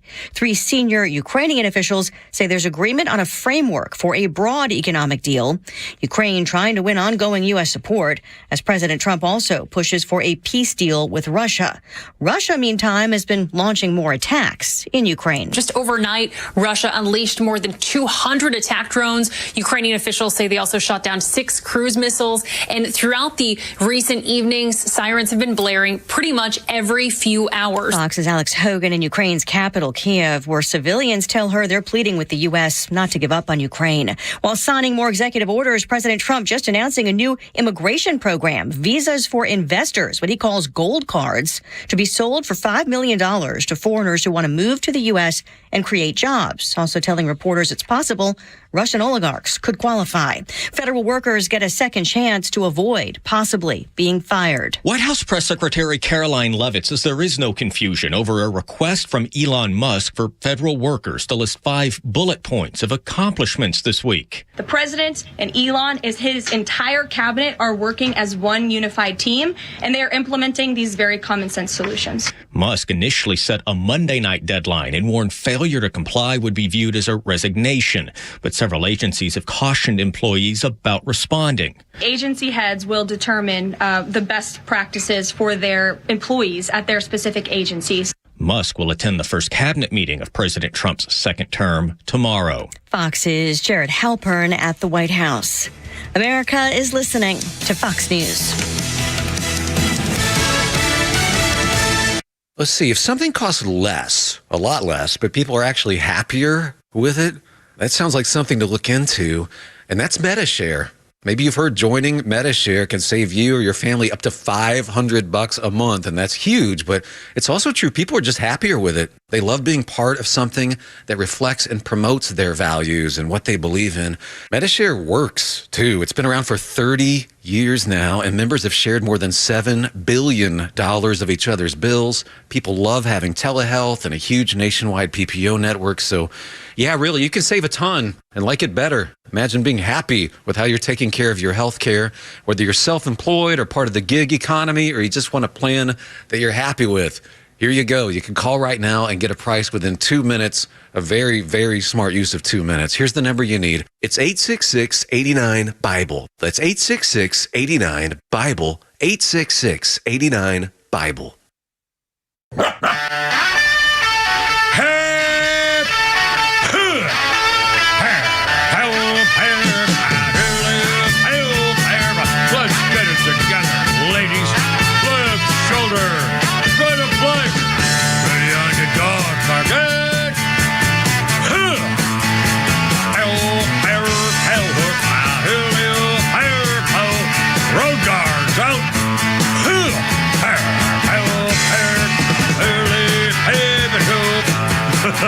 Stand by.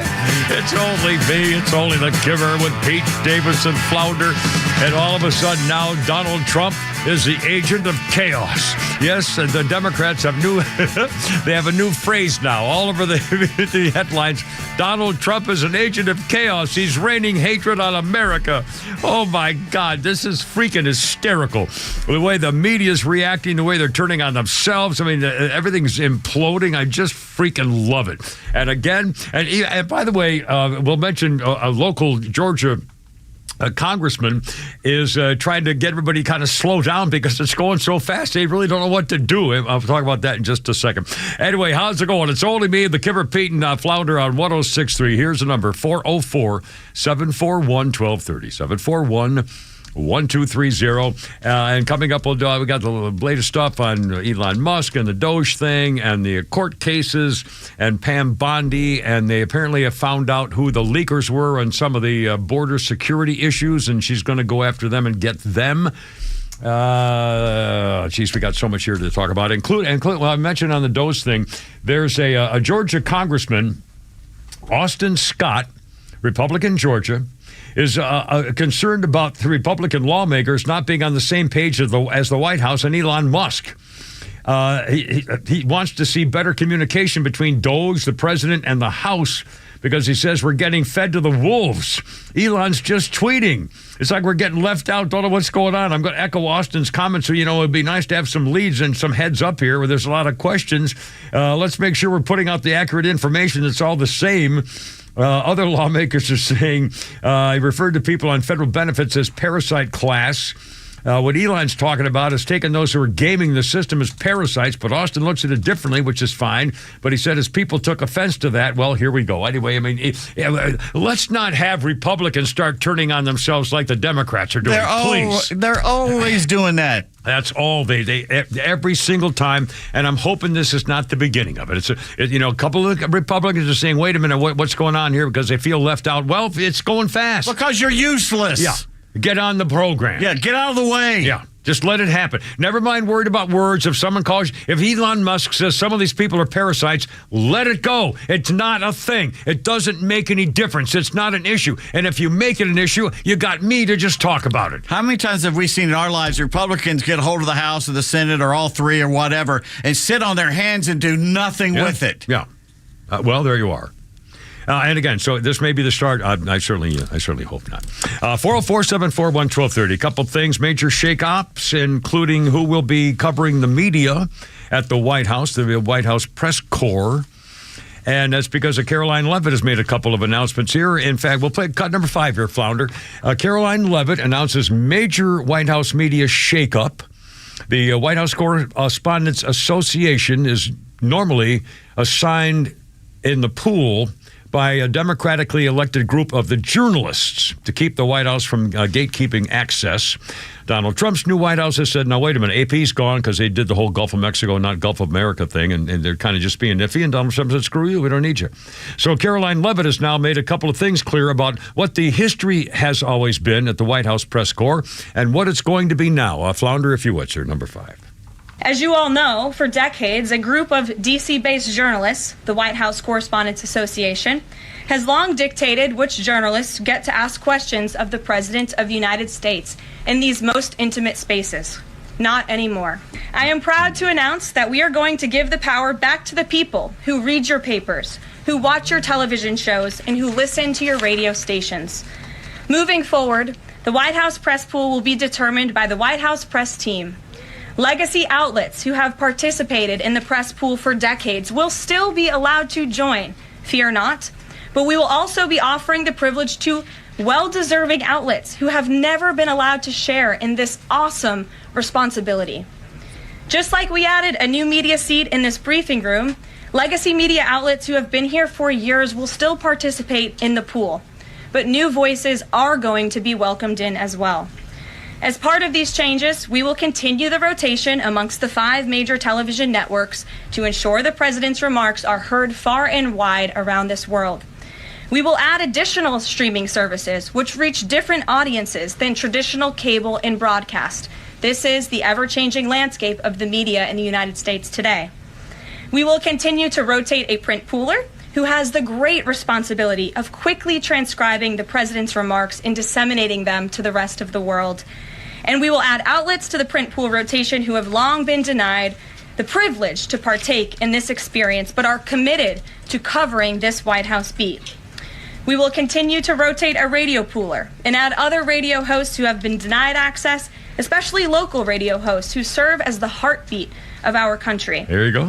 And we will add additional outlets and reporters who are well suited to cover the news of the day and ask substantive questions of the President of the United States, depending on the news he is making on that given day. In fact, Donnie Doo asked me if I could be available on Tuesdays. So I'm going to have to go to the, to go up there and fly up there. We could do that. Yeah, we could do that, absolutely. If Shelley can go, we can go. I think we should. Phone calls take priority. Kevin, you're on the radio, man. What's up? Welcome aboard. What do you think? Hey, well, first off, Kimmer, I don't know. She said that they were looking for well-suited radio hosts. Oh, God. Well, I didn't. I missed that part, I guess, unfortunately. Yes. But what you were talking about earlier about Senate and Congress and everything. Yeah. These people really need to look at what's going on. Trump was elected for a specific reason to serve a specific purpose. He's doing what it is that he said that he would do. All right? Yeah. The senators and the congressmen, they need to listen and understand that they need to do what it is that the American people want done. And we control everything now. Yeah. And so if they want to get things done and they want to get reelected, they need to get on the bandwagon and understand why Trump was elected. The thing, it occurs to me, and it'll never happen because, especially in Congress, a congressman serves for 2 years. So as soon as they're elected, they're worried about getting elected again and raising money. I mean, they all admit it. Everyone admits the same thing. It's horrible because as soon as they get into office, they've got to start worrying about making sure they get donors and all. I mean, it's a nightmare, and they all admit it. Senate's not quite as bad, but for the same reasons. Here's my issue. I wish that, and I will bet you that if every congressman and senator every day acted as if they were a lame duck, and therefore would only vote and be active on issues that help America, we'd all be better off. If they weren't worried about and not offending somebody, and if they pretended I'm never going to do this again, therefore I'm only concerned about what's best for my country, we'd all be better off. But they're more concerned with offending somebody or worried about how it's going to affect somebody raising money and everything else. And that's why we have these issues with party squabbles and everything else, because they're afraid to, let go of the power. Just act like you're doing the best for your country every day and you can't go wrong. My opinion, anyway. You're absolutely correct. I wanted to bring up one other topic. Yeah.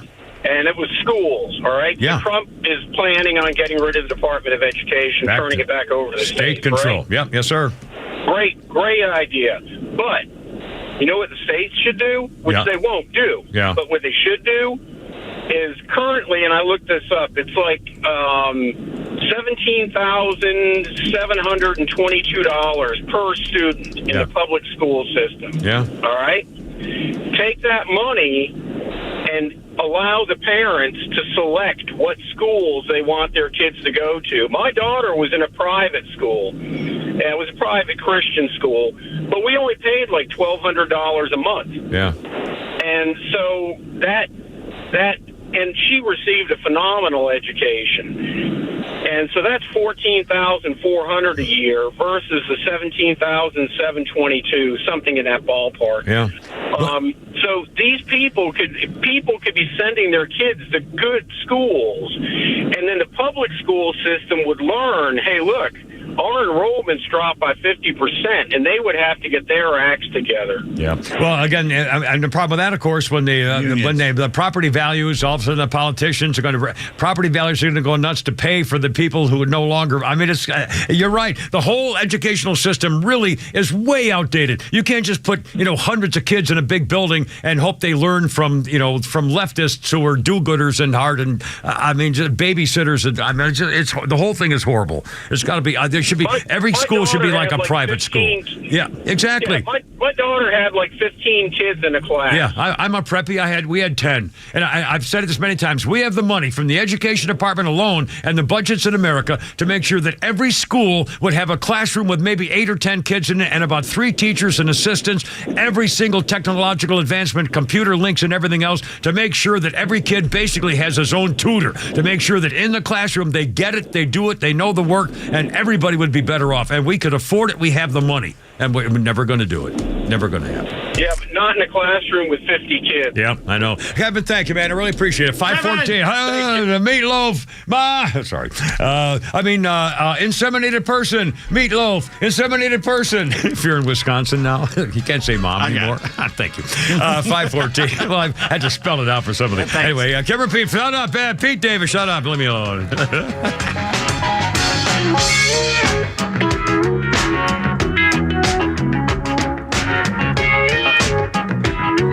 Attention Warriors, are you a veteran ready to navigate to success after service? Tune in to the Warrior Alliance Network. Join us as we spotlight inspiring stories, provide essential resources, and connect you with a community dedicated to empowering veterans. From career advice to health and wellness tips, the Warrior Alliance Network is your go-to hub for post-service success. Tune in Saturday mornings at 11 a.m. on XTRA 106.3. Join us on the mission, the Warrior Alliance Network, where warriors thrive together. Visit us at thewarrioralliance.org for more information. Hi, I'm Chris Lalamia, owner of the Trusted Toolbox. Got a to-do list a mile long? No problem. We've got the ultimate solution, our Handyman for a Day program. Here's how it works. You get a skilled handyman dedicated to knocking out your honey-do list. Paint touch-ups, drywall repairs, door adjustments, and much more, all done in one day. You want to jump into spring and not worry about your home? Call us now before the rush for your Handyman for a Day and call us at 770-623-3097 or visit us at thetrustedtoolbox.com. One call, one handyman, one day. The Trusted Toolbox. If you're looking for a great new gig, our friends at Atlanta Peach Movers are now hiring. No experience? No problem. Training will be provided through Peach University. And if you have verifiable experience, you can score up to a $500 sign-on bonus. Contact Orlando for more information at 404-640-1300. That's 404-640-1300. And get your new career moving with Atlanta Peach Movers. Are you seeing your dog slow down or having health issues and wonder, how can I make him feel better? That's where we are with Uno, and it just breaks our hearts. But the solution is actually pretty easy. Add Rough Greens to your dog's food for 90 days, and you'll see changes that will really amaze you. Rough Greens wants to invite you to give your dog the Rough Greens 90-day challenge. In the first 30 days, this is what you're going to see, a shinier coat and increased energy. By day 60, your dog's going to have a stronger immune system, less shedding, and improved joint function, all due to the live nutrients that you've added to their diet. And at 90 days, better digestion, reduced inflammation, improved heart health, and you might even have reduced their cancer risk. Fetch a free Jumpstart trial bag for your dog today. Go to roughgreens.com. Use the promo code BECK. That's RUFF greens.com, promo code BECK, and you just cover the shipping. You don't have to change your dog's food to improve your dog's health. Just add a scoop of Rough Greens. Why does it matter that D. Geller & Son is Atlanta's first diamond wholesaler? Because we get first dibs. When diamonds come to Atlanta, they come to D. Geller & Son first. A bunch of diamonds that look the same on paper, but there's about 1 in every 10 that you can see from across the room, and a lot in every 10 that are what my dad calls duds. So we keep the good one, we pack the rest back up, and they go somewhere else. That somewhere else is usually a big box store that's not quite as picky. That means the same color, same clarity, and same price gets you more brilliance, more sparkle, more bang for your diamond buck at D. Geller & Son. That's what we call the D. Geller difference. So why are we so picky? We live, work, and play right here in Atlanta. So when it comes to getting you the best diamond, we have to get it right. That's why Atlanta's first diamond wholesaler became Atlanta's favorite diamond retailer. Come see the D. Geller & Son difference for yourself and find out why we've been Atlanta's most trusted jeweler since 1939. In Kennesaw, Sandy Springs, and online at dgeller.com. Hey, guess what? Around the world, a Tesla Cybertruck now stenciled Toyota on the back. A Tesla Model S put a series of Mazda logos on it. A Tesla Model 3 put Honda. They're afraid they're getting vandalized by Doge haters. Hey, guess what? Sponsored by RBM of Atlanta. Holy crap, it's sports with Pete Davis. Braves split quad pair of games today. Oh, excellent. Not a doubleheader. They were in two different places. Okay, a lot of work. They hosted the Red Sox in Northport. His old pal Sean Newcomb started for Boston and pitched well, of course. Oh, well, that figures. Ronaldo Lopez for Atlanta. The other squad visited the Pirates. Spencer Schwellenbach for the Bravos.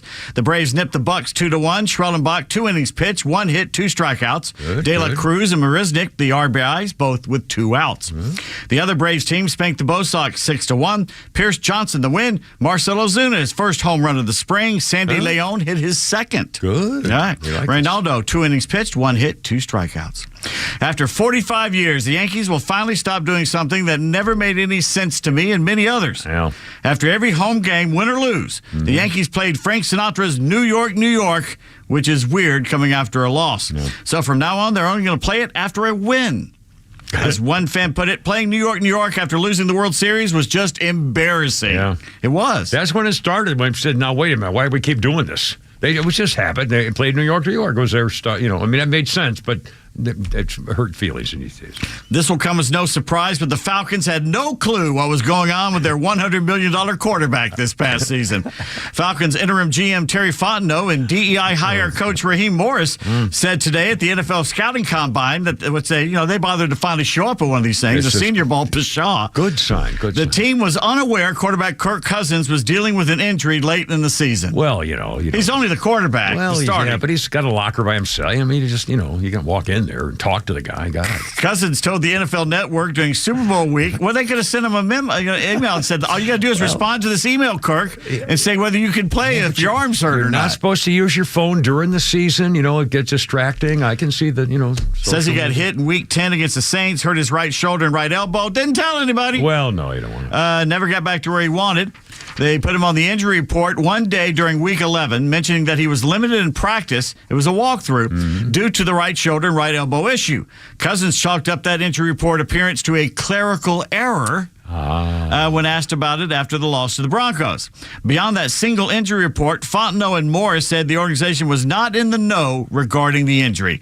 The quarterback struggled after Week 10. He threw 9 interceptions, just a single touchdown pass over the next 5 games. We all saw it. We all knew it was either mental or physical or both. Something was wrong, and the 2 idiots running the damn organization looked the other way and had no clue.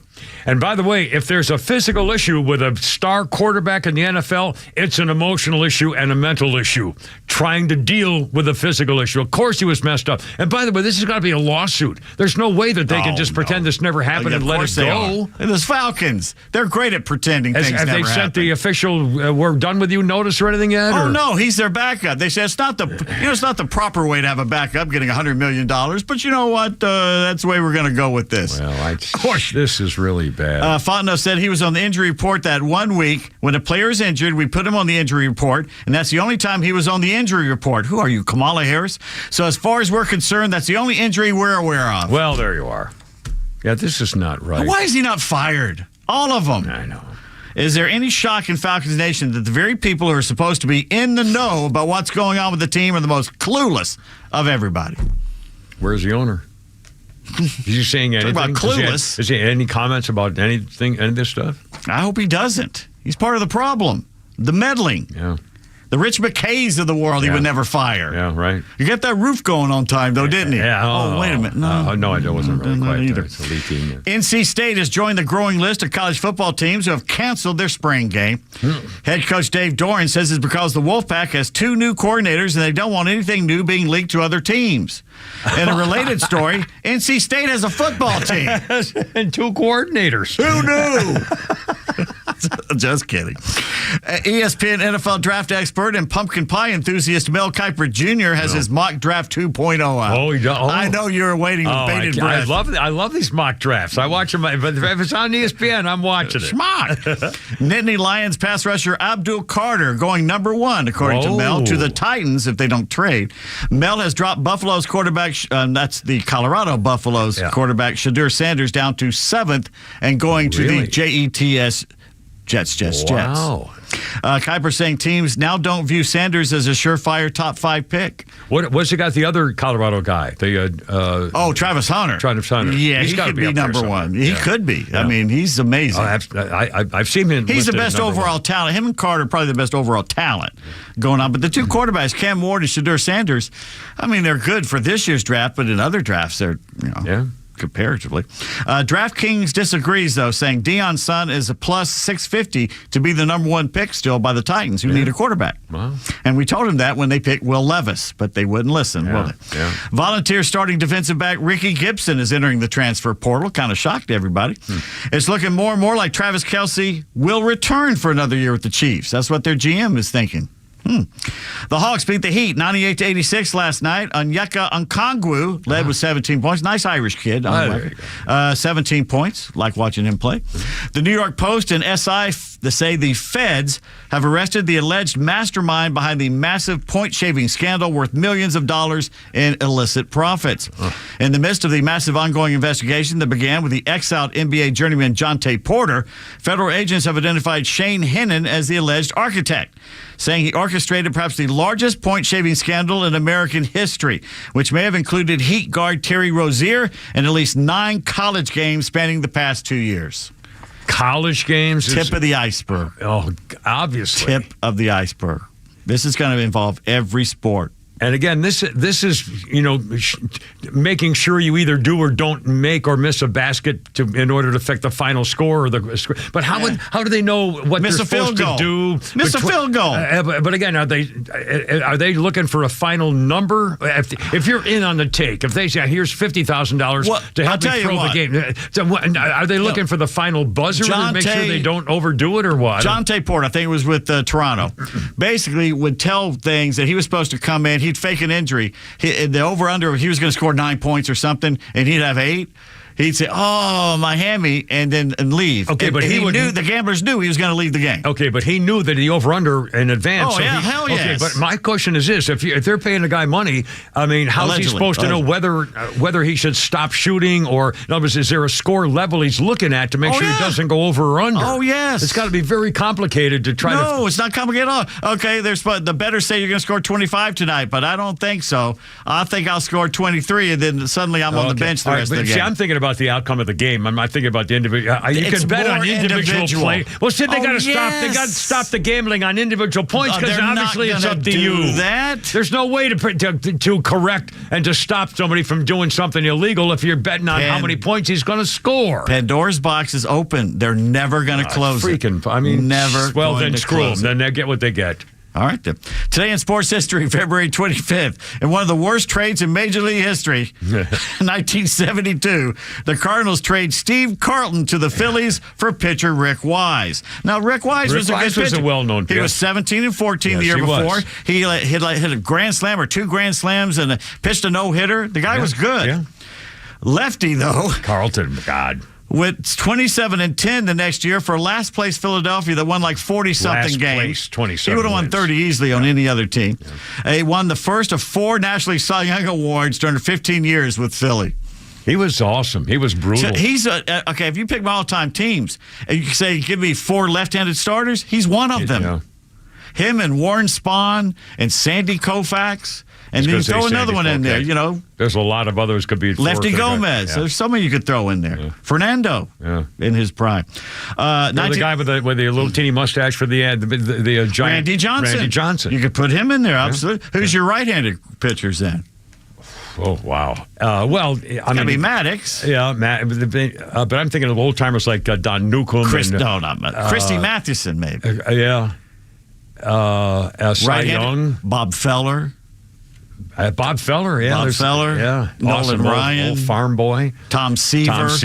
Tom Seaver doesn't get... In fact, I'm going to tell you something about... we said yesterday about Tom Seaver.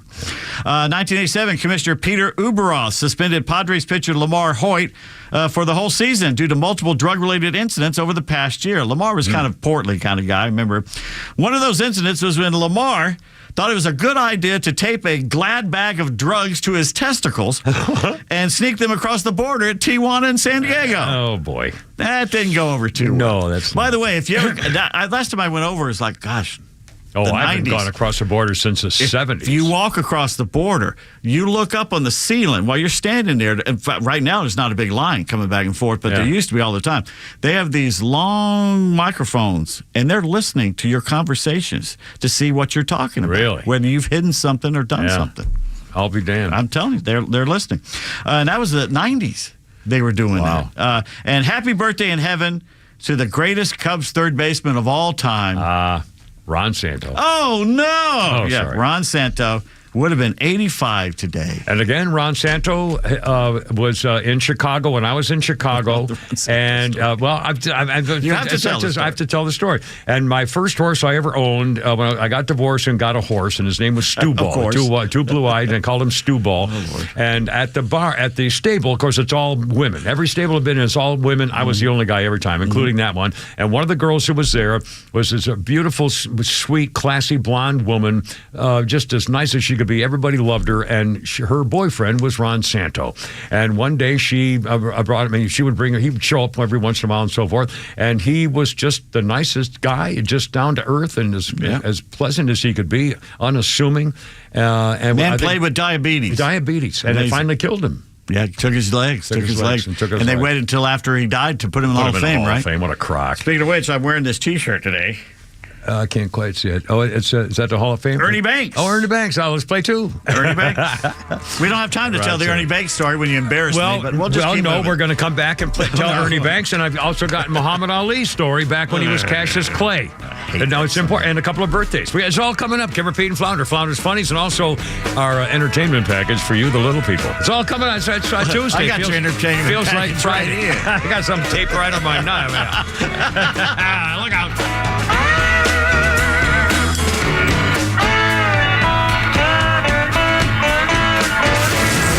Atlanta radio legends, proud military vets, national network experts are all on XTRA 106.3. It's going to be an interesting couple of months. With live and local shows in the morning and afternoon, and the biggest conservative hosts in the country throughout the day.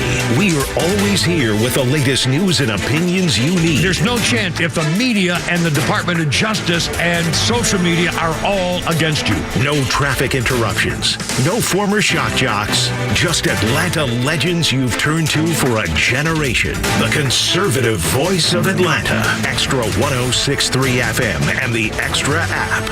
You know the old expression, I love it when a plan comes together? Well, with our First Liberty Notes, this has been so true. Hello, I'm Brant Frost, founder of First Liberty Building and Loan. You hear about our family's company all the time right here on the station. For over 30 years, we've been the local lender who said yes when the big banks say no. A couple of months ago, we opened up our First Liberty Notes program to Main Street investors just like you, and the response has been just incredible. Folks from airline pilots to physicians to even pastors are now earning 8 to 13% interest rates while helping to fuel the growth of local small businesses. If you're a qualified investor with a minimum of $25,000, you too could be earning 8 to 13% interest. We'd love to have you join our First Liberty family today. Go to firstlibertyga.com and see if our First Liberty Notes are right for you. Go to firstlibertyga.com. That's firstlibertyga.com. GoFundMe.com. First Liberty notes are not obligations of or guaranteed by any financial institution and are not secured by any collateral. They are not FDIC insured or guaranteed by any government agency. You could lose money. SEC accredited investor status must be verified. Securities not offered in any jurisdiction in which it is unlawful. Atlanta Braves single-game tickets for the 2025 season are on sale. And not only can fans look forward to some incredible matchups this season, but the Braves have a ton of unique and exciting giveaways that everyone will want to get their hands on. Bobbleheads feature Chris Sale and Marcelo Zuna, presented by Delta. A throwback bobblehead featuring Chipper Jones from the 2000 All-Star Game, presented by SeatGeek, and many more. Fans can also look forward to collectibles like the 1995 World Series replica ring and red home jersey presented by Coke. And we can't forget about the kiddos. Every Sunday home game, the Braves will give away items to the first 3,000 kids through the gates. Even the adults will want some of these items, which include the Blooper Mascot Security T-shirt, Ozzy Albies Go Fish deck of cards presented by Curacao, a New Island vibe, a sliding mitt, pool float, beaded player necklace, and so much more. Visit Braves.com/promos to see all of these awesome freebies and get your tickets to see your Braves this season. Atlanta Braves baseball. We are Braves country. Yeah, I got the lead man, pepperoni. 1972, Led Zeppelin, in front of 25,000 fans in Western Springs, Auckland, New Zealand, appeared to their first ever gig in New Zealand, the biggest crowd ever to attend a concert on the island ever. 1972, Led Zeppelin. A special train was chartered from Wellington to bring fans to the concert.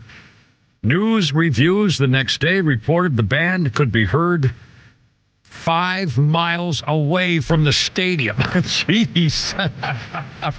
I guess they had some pretty good speakers back then in 1972, Led Zeppelin, New Zealand. Our birthday list, we got a little sports action birthday here for Pete Davis.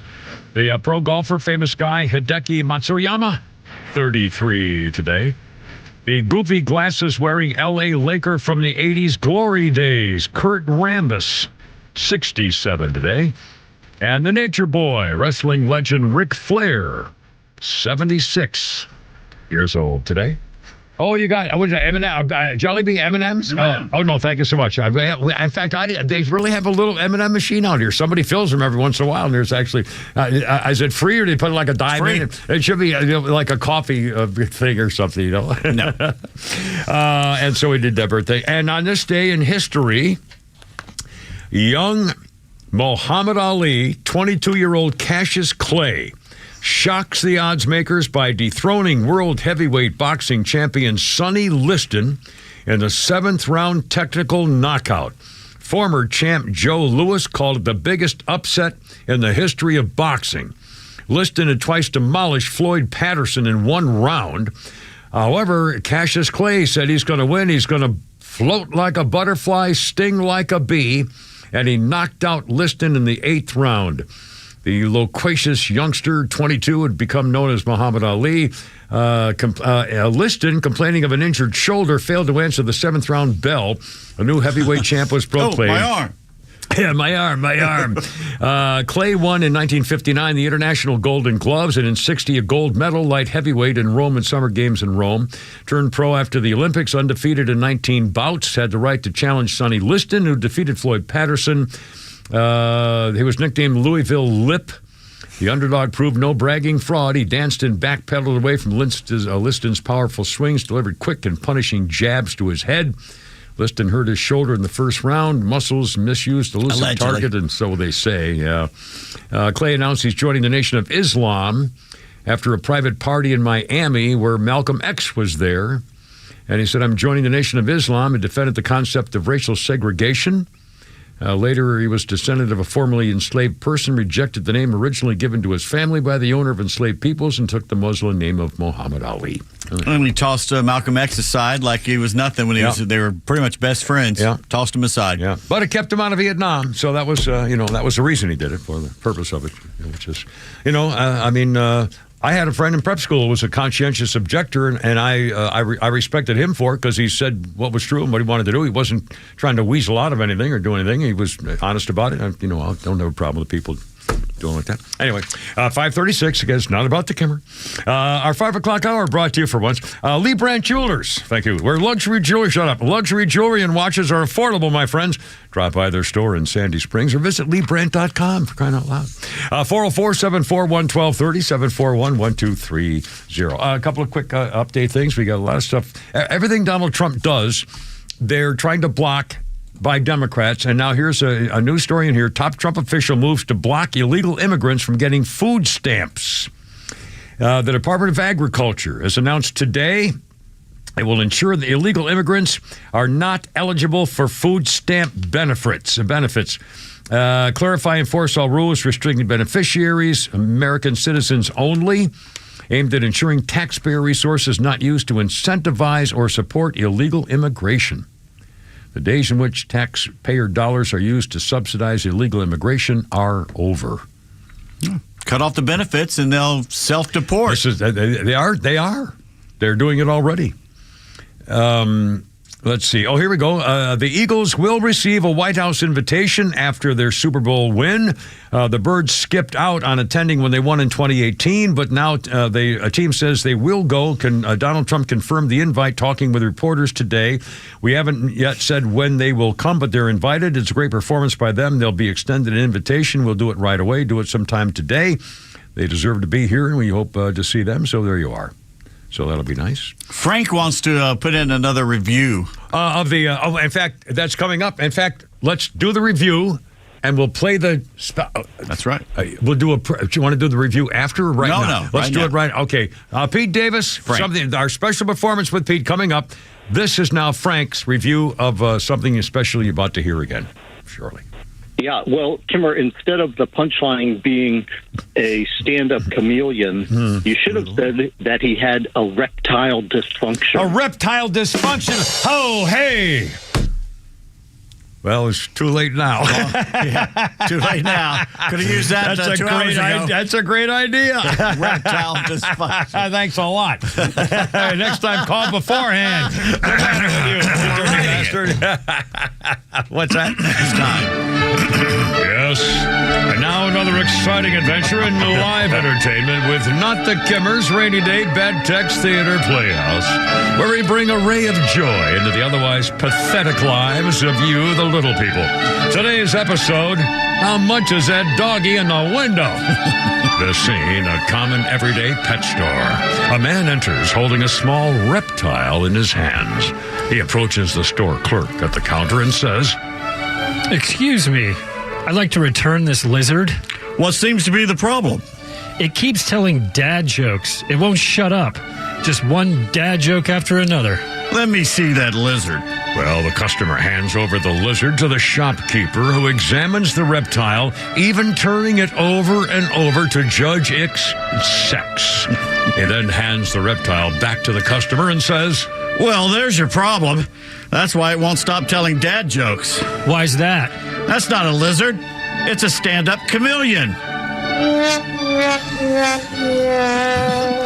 And scene. No, stop. No, the tributes, they're YouTube, and they're dancing and yelling and screaming for more. They want more. Oh, it wouldn't be fair. Oh, another extraordinary example of Not the Kimmers Rainy Day Bad Text Theater Playhouse with Pete Davis and Flounder at 106.3, the only news talk radio station in Atlanta that doesn't really suck.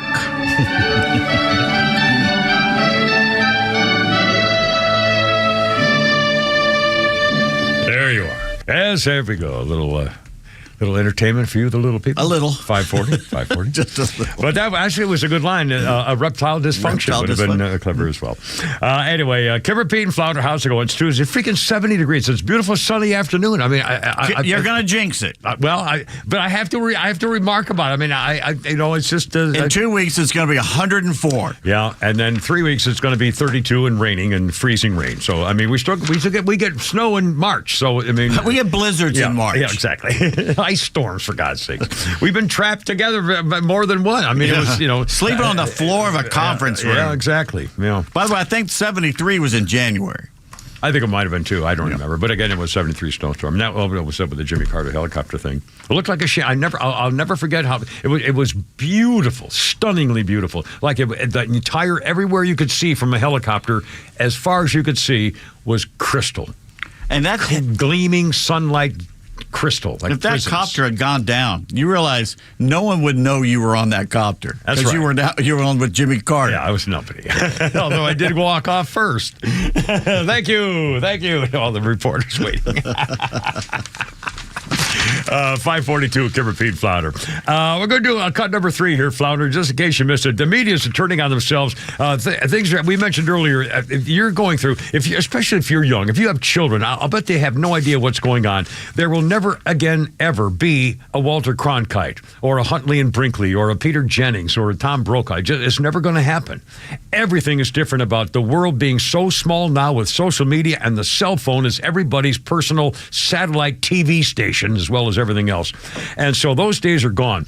But now even the cable people are turning on themselves and realizing what's happening, and it's all because of Donald Trump and the change in the world that Donald Trump has made by being elected again and getting Elon Musk as part of the team will change the way governments are run forever, the way American politics are run, perhaps, hopefully forever. And now the media is turning on itself, and they're changed forever.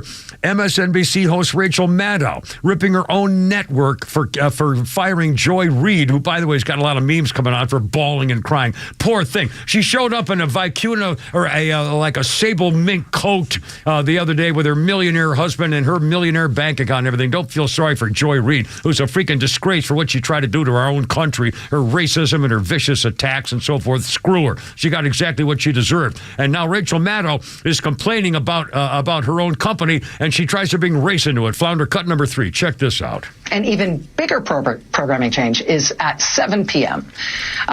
Eastern, where Joy Reid's show, The Readout, ended tonight.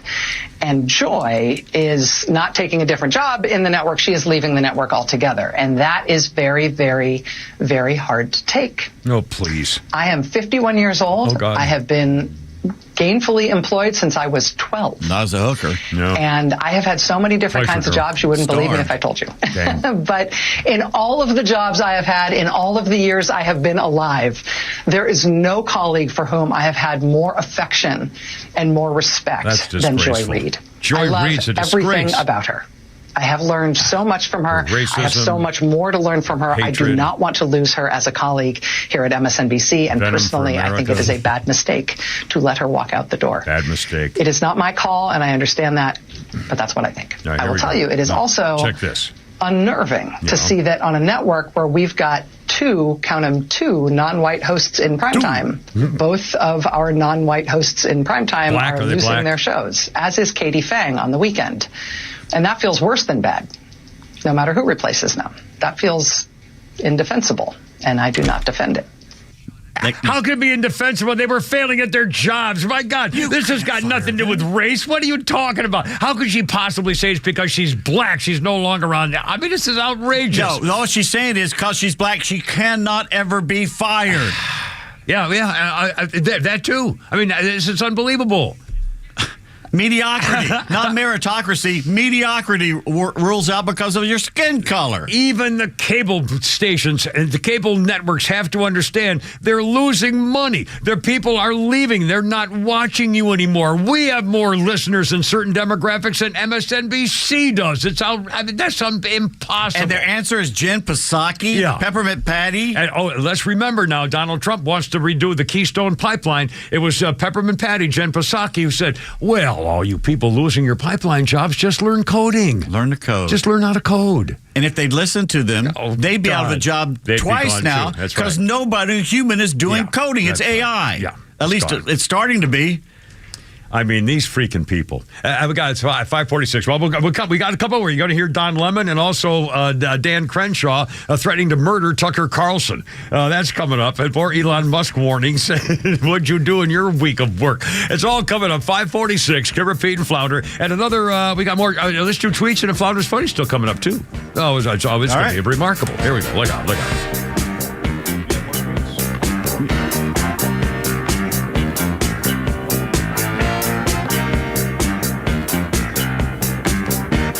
Stream Clay Travis and Buck Sexton, Glenn Beck, Fox News, and even NASCAR on Sundays, anywhere on the XTRA 106.3 app. Download the app now and get 24/7 access to the live stream, the latest news, and everything you need to know about Atlanta's only conservative talk station.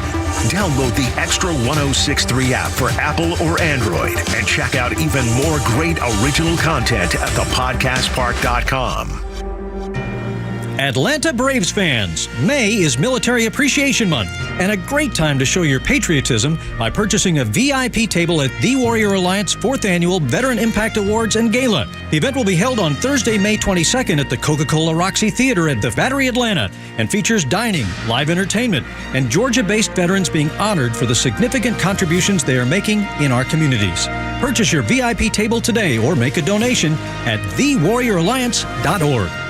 When you buy a Subaru from Subaru of Gwinnett, you're buying more than a vehicle. You're buying safety for your family, an investment that will hold its value, and something that will last a long time. You're buying trust. For a limited time, celebrate all the 2025 models during the Subaru A Lot to Love event, now through March 31st. Whether you're looking to match your adventurous spirit with the 2025 Subaru Outback or lean on the reliability of the 2025 Subaru Forester, Subaru of Gwinnett has the perfect fit for your family. You'll love exploring in the 2025 Subaru Crosstrek, and the 2025 Subaru Legacy is what happens when we put the best of Subaru into a sedan. Plus, every Subaru model comes equipped with standard symmetrical all-wheel drive. Subaru of Gwinnett has been your hometown dealership for years, and we're proud to be here to help your family find a Subaru to love for years to come. And our award-winning service department is here to ensure you've always got someone to lean on and trust when you need us. Stop in for a test drive on Satellite Boulevard in Duluth and meet our incredible staff, or start your shopping online at SubaruofGwinnett.com.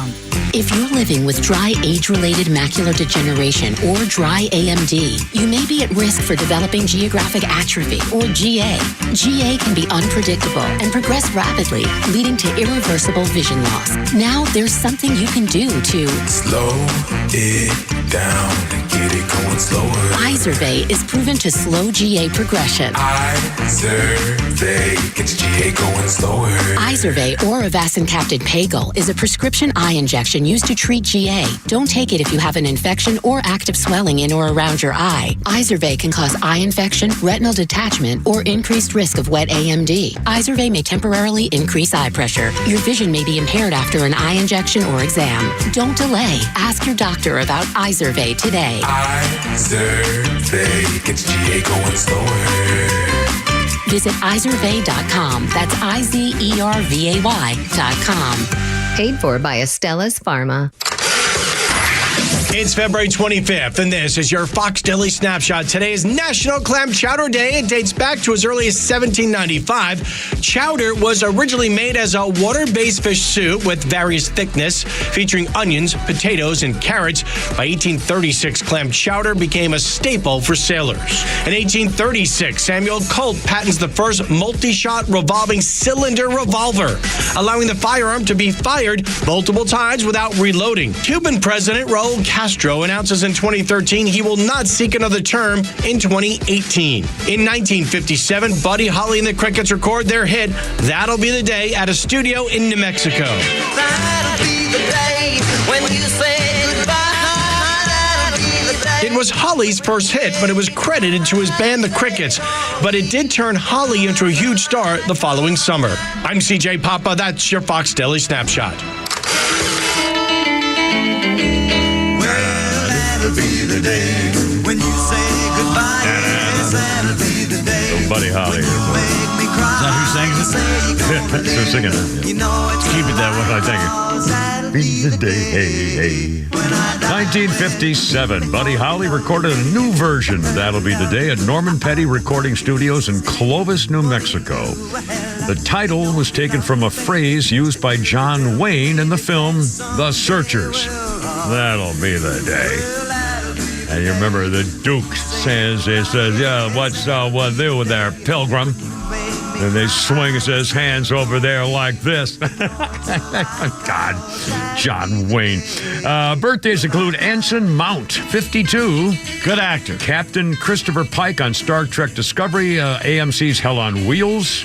A lot of things. Anson Mount's 52 years old. Black Bolt in the Marvel movies. I haven't seen those, but I know you have. And you're going to think of somebody special on this when I mention this birthday, Pete Davis. Tom Courtney is 88.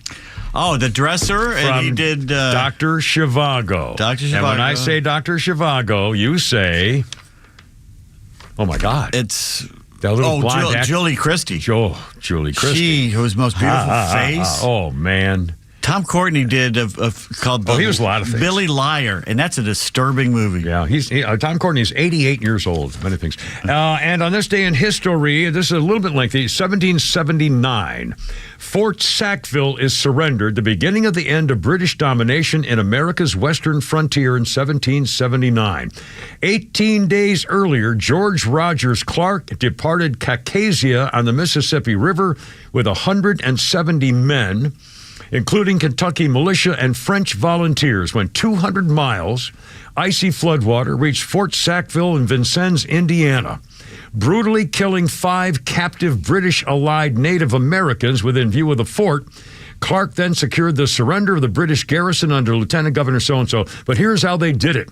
They had only 40 British soldiers, an equal number of mixed French volunteers. French settlers fought on both sides of the revolution, and militia from Detroit. Clark managed to make his 170 men seem like 500. They earned unfurled flags suitable to a whole bunch more troops. The woodsmen filling Clark's ranks were able to fire at a rapid rate, reinforced the sense that the fort was surrounded by a substantial army. Clark began tunneling under the fort with exploding gunpowder stores underneath it. When one of the Indians raiding party tried to return to the fort, Clark's men killed him and captured all the rest of them. The tomahawk execution served upon 5 of the captives scared the British as to their fate in Clark's hands. They subsequently surrendered, showing the British weakness in the area to the Americans, realizing the Americans could no longer rely on the British to protect them from the Patriots. And that was the end of the British dominance of that part of the country from the Midwest. Because of the guy faked him out and took the fort, and the tomahawk killed the Indians in front of all the... Anyway, 554. What, you didn't like that? And now you know the rest. Well, I love my little history things. Okay, we got my soundbite here. I forgot to find out how long the last thing was. I'll assume it's a minute. There we go. That's what she said. I was going to guess about that. Be the most exciting 60 seconds of your life, baby. Come with the Kimmer. Oh, sorry. Don Lemon, Megyn Kelly thing. Holy cow. Megyn Kelly was reacting to Joy Reid getting fired, saying that Joy Reid was an idiot. She's the worst. Good riddance, the worst person on television. Shame on everybody else. It just completely mocked Joy Reid. So here's what Don Lemon, who used to be, on TV, Don Lemon's now doing like podcast stuff. Here, cut number 2, Flounder. Don Lemon talking about Megyn Kelly. So let me just say to Megyn Kelly, in my 30-some years as a journalist and my 50-some years as a person of color, go for yourself, okay?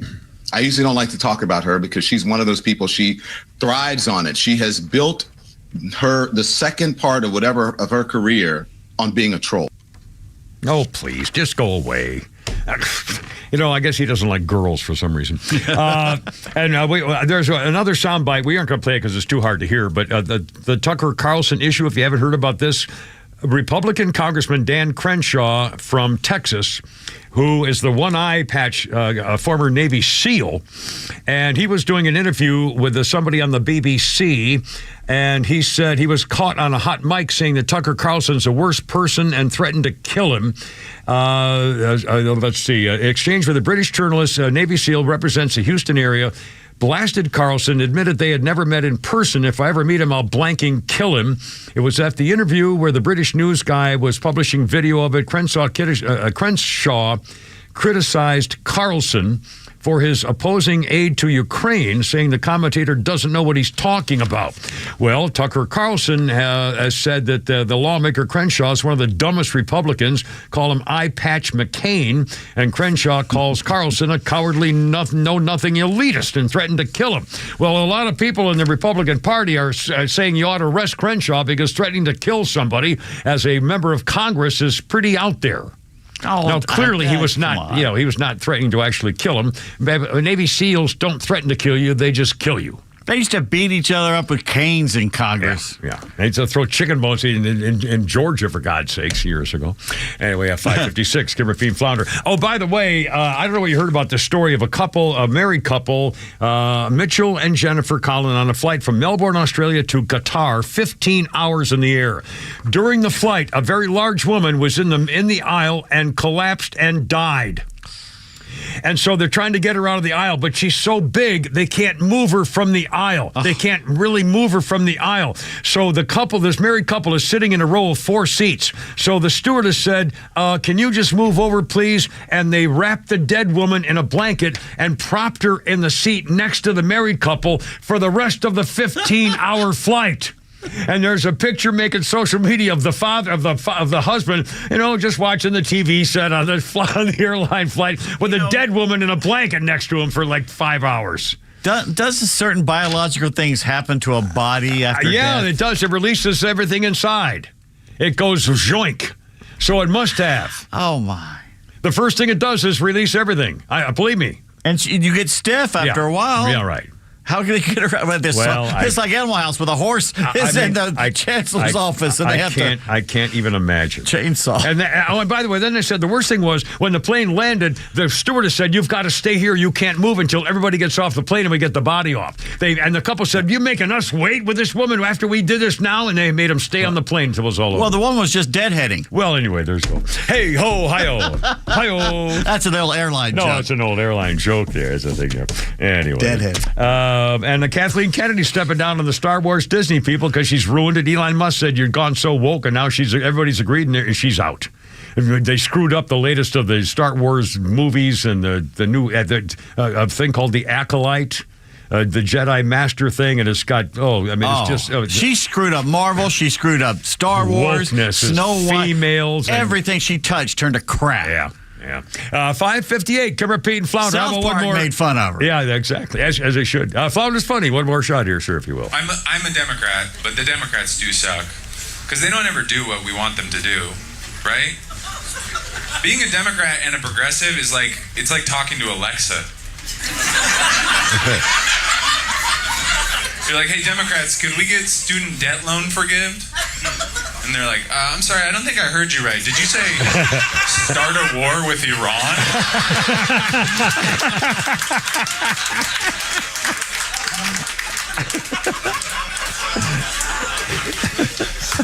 "Hey, Democrats, could we get a cool young progressive candidate?" They're like, "I'm sorry, I don't think we heard you right. Did you say you want an elderly man who spent the 90s locking up black men for a drug his son still does? Is that what you..." Who's that, Flounder? Mr. Andy Hayes. He's a good one. Well done, sir. All right, boys, tomorrow is hump day, and I gotta go. You're killing me. Christine, sing me home, baby. Pete Davis and Flounder tomorrow. Herp. Hoorah, herp, sing me home, baby.